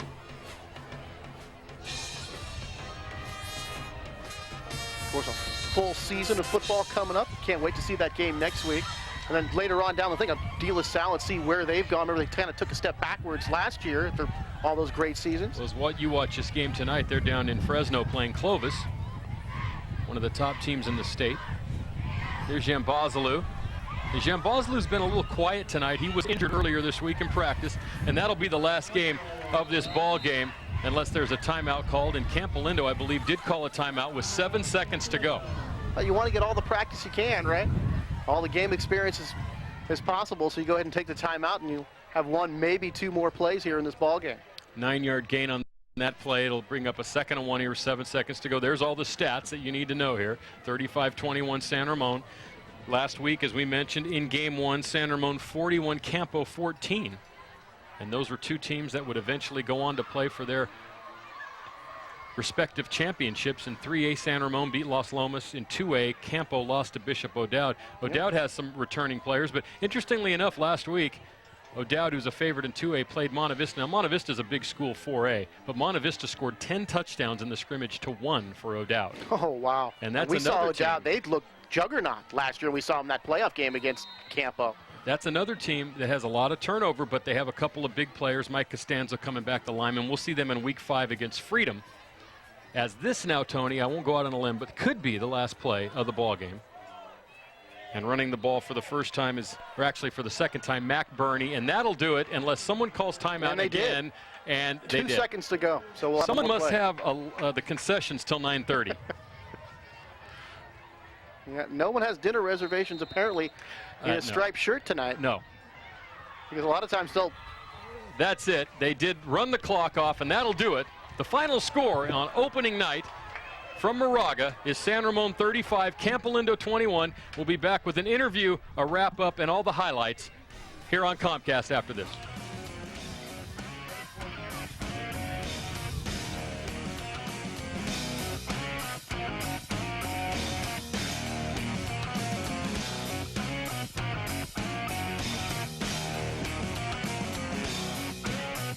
Pinup, check this out. Oil filter crusher. Did you know that every drained used oil filter that comes off your car still contains up to a cup of used oil? That used oil can destroy our environment and water supply. Do the right thing and place your used oil filter in a clear Ziploc bag and place it on the curb with the rest of the recyclable items. If your city does not have curbside used oil recycling, take it to your nearest certified used oil and filter recycling center. Call ahead for hours and the amount accepted.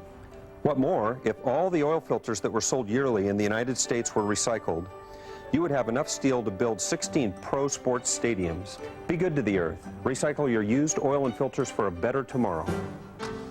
Call 1-800-NO-DUMPING or check out our website at www.funnelhead.com. Hi, I'm Rocco Vialli, and I'd like to welcome you to Rocco's Ristorante Pizzeria here in Walnut Creek. Rocco's is a great place for family dining.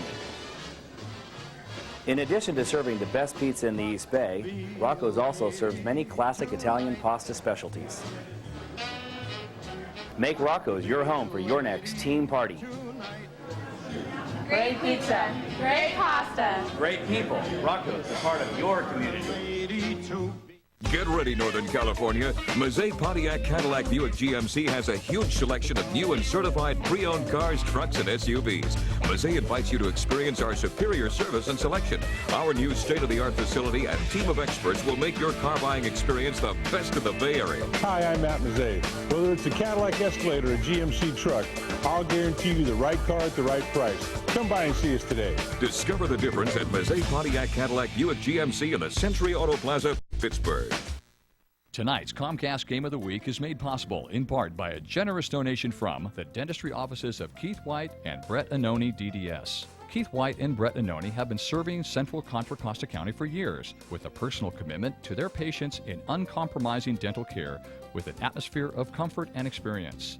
With state-of-the-art sterilization techniques and equipment, which includes digital x-rays, their staff of highly trained professionals will make your every visit one you'll look forward to in the future. That's Keith White and Brett Annoni DDS and staff. State Farm agent Roger Fernando, located in the Crow Canyon Commons Shopping Center in San Ramon. When a coach understands the player's strengths, developing a winning strategy is easy. That's also true with State Farm agent Roger Fernando. Roger knows your insurance and financial situation isn't exactly like anyone else's. But like a great coach, Roger and his team of professionals create a strategy to meet your individual needs. See State Farm agent Roger Fernando and his team at 3211A Crow Canyon Place in San Ramon. The 19th Hole Casino at West Tregallis Road. Established in 1967, the 19th Hole has been completely renovated. Open 7 days a week, they feature Texas Hold'em, No Bust 21 Blackjack, Lowball, High-Low Split, Pai Gow, and provide Keno and lottery sales. Every Tuesday and Wednesday beginning at 5:30 p.m., it's a no-limit Texas Hold'em shootout with winner-take-all. Friday and Saturday night is karaoke at 9 p.m., and Sunday at 9 a.m. is the NFL ticket on all the 14 TVs. And come play in the Sunday no-limit Texas Hold'em tournament. That's the 19th hole behind the post office in Antioch. Make big messes no longer a problem. Experience the difference in a real professional. Randy's Carpet Care. Improve your indoor living to a clean, healthy environment. IICRC certified master cleaning specialist in carpet, upholstery, odor control, and stain removal. Owner-operator and family friendly. Call today to reserve your spot. Randy's Carpet Care. We exist to serve you. Call 925-518-1088. Bridgehead Self-Storage of Antioch, located behind Kmart off Highway 4 and East 18th Street. Bridgehead Self-Storage has from 5x6 to 10x40 24-hour security units for those extra things you just can't fit in the garage anymore. RV and boat storage spaces are also available, along with packing and moving supplies. That's Bridgehead Self-Storage of Antioch behind Kmart off Highway 4. The new Mecca Cafe on Railroad Avenue in downtown Pittsburgh. Serving Contra Costa and beyond for over 30 years. Eat in or order to go. Guillermo and his crew cook with pride. Rock Bottom Records in Antioch. We buy and sell used DVDs and CDs 7 days a week. Listen to any compact disc in the store in one of our in-store listening stations. Special order millions of discs or DVDs on the Muse on our in-store computer that can find just about any release on Earth. T-shirts, posters, black lights, stickers, and one of the biggest selections of cassettes anywhere. This year celebrating our 25th year anniversary. Antioch Opticians Glasses and Contact Lenses in the Rayleigh Shopping Center on Lone Tree Way in Antioch. Since 1973, Antioch Opticians has carried over 3,000 frames to meet your special needs and repair broken frames. They have their own in-house laboratory for fast, accurate service. 1-hour service in most cases. That's Antioch Opticians, 3714 Lone Tree Way in Antioch. Thanks again to all of our friends from the Comcast Game of the Week. Back at Campolindo High School, the final score tonight in the opening game of the 2005 high school football season. San Ramon 35 and Campolindo 21. Dan Wall with Tony Schultz now down the field. Before we go down to Tony, let's take a look at the final stats from tonight's game, courtesy of Dave Jackson up here in the booth. You can see San Ramon dominating the game, especially on the ground. 382 yards of total offense, led by our player of the game, Roy Helu, with 191 yards and 2 touchdowns, 111 yards passing, 382 total yards for San Ramon to 253 for Campolindo, who had 143 passing, 110 rushing. They were led by Roth, who had 77 yards on the ground. Passing-wise, Sesgen was 9 of 23 for 143 for Campo, Lauk 6 of 15 for 111. For San Ramon. Receiving, Irving had 5 for 105 all early in the ball game. Didn't catch a pass in the second half. And for San Ramon, Leach 2 for 25, Reed 4 for 86 for the Wolves. You can see also their first downs 15 to 11, fairly even. 2 turnovers for each team, and the penalties 7 for 55 for San Ramon, 4 for 25 for Campolindo. Let's take a look at a couple of the highlights before we go down on the field to Tony of the second half. Here's Helu, who went around left side on this play, all the way down inside of Campolindo into the 10-yard line. I believe he was tackled at the 2 on this play. It was a 46-yard run, set up a touchdown. And we see Helu is down there. There's Helu. He's walking over. Here's the Campolindo touchdown in the third quarter. This is Sesgen to Tyrell, 7-yard touchdown pass. At that time, we were tied at 21, but from that point on, San Ramon dominated the ballgame. Helu, as we mentioned, and there he is with 191 yards rushing, had a touchdown to make it 28-21.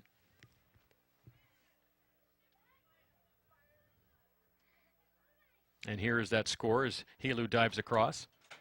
And then, of course, the big onside kick and the fumble, and San Ramon got the ball back, and Lauk scored on a 7-yard run around right end to make the final score 35-21 San Ramon. Here's the final touchdown of the ball game. Good play action, big hole, and you can see Lauk's good speed right into the end zone for the touchdown. Made it 35-21. We're all set and ready to go. We're going to send it down to the sideline to Tony. He's with our player of the game, Roy Helu. Yeah, we're here with the Brendan Theaters player of the game, Roy Helu, 191 yards, 2 touchdowns. Roy, a lot of questions coming in for you guys. You replacing the feature back, Andy Cabianca. Things went really well. Not a bad opening act here for the Wolves.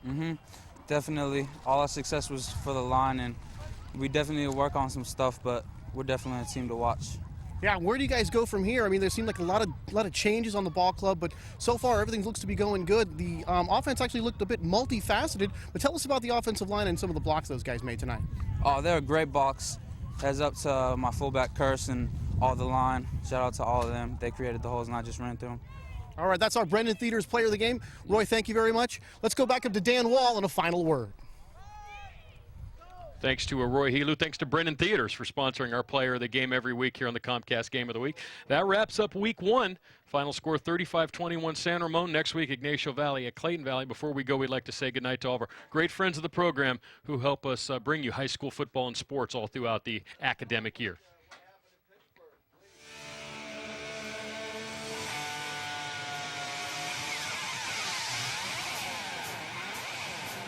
Comcast Game of the Week is brought to you by these great friends of the program. Rocco's Ristorani and Pizzeria in Walnut Creek. Contra Costa Clean Water Program and Mr. Funnelhead. Velocity Sports Performance in Concord. Brendan Theaters in Concord and Pittsburgh. Hertz Equipment Rental. Peacock Expressions Gallery. Freshy Air Systems Incorporated.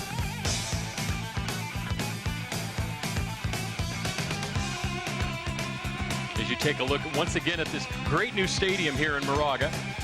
Also Rocco's Ristorani and Pizzeria, voted best pizza in the East Bay, Ignacio Valley Road in Oak Grove.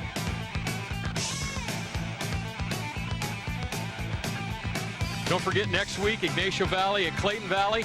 We'll have that game for you next Saturday and Sunday at 7 p.m. For Tony Schultz, Matt Bolander, and our great Comcast crew, this is Dan Wall saying goodnight from Moraga, where the final score was San Ramon 35, Campo 21. This has been a high school sports production brought to you by Comcast and Walnut Creek. Good night, everyone.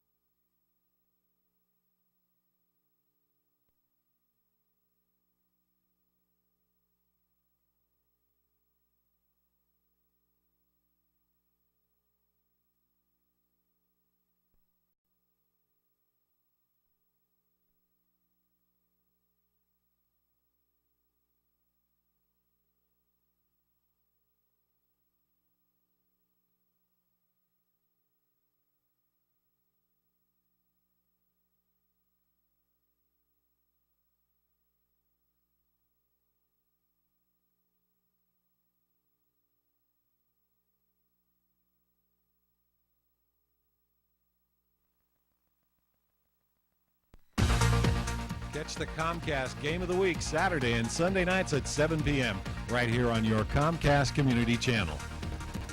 Each week, the Game of the Week team brings you all the action and excitement of a complete high school football game, featuring the talented student athletes of Contra Costa County. Don't miss this exciting game coming up this weekend on your Comcast Community Channel.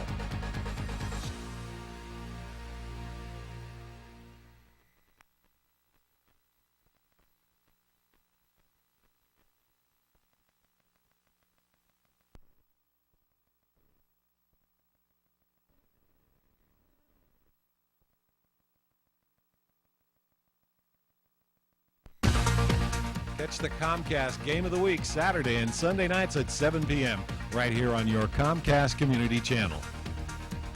Each week, the Game of the Week team brings you all the action and excitement of a complete high school football game, featuring the talented student athletes of Contra Costa County. Don't miss this exciting game coming up this weekend on your Comcast Community Channel.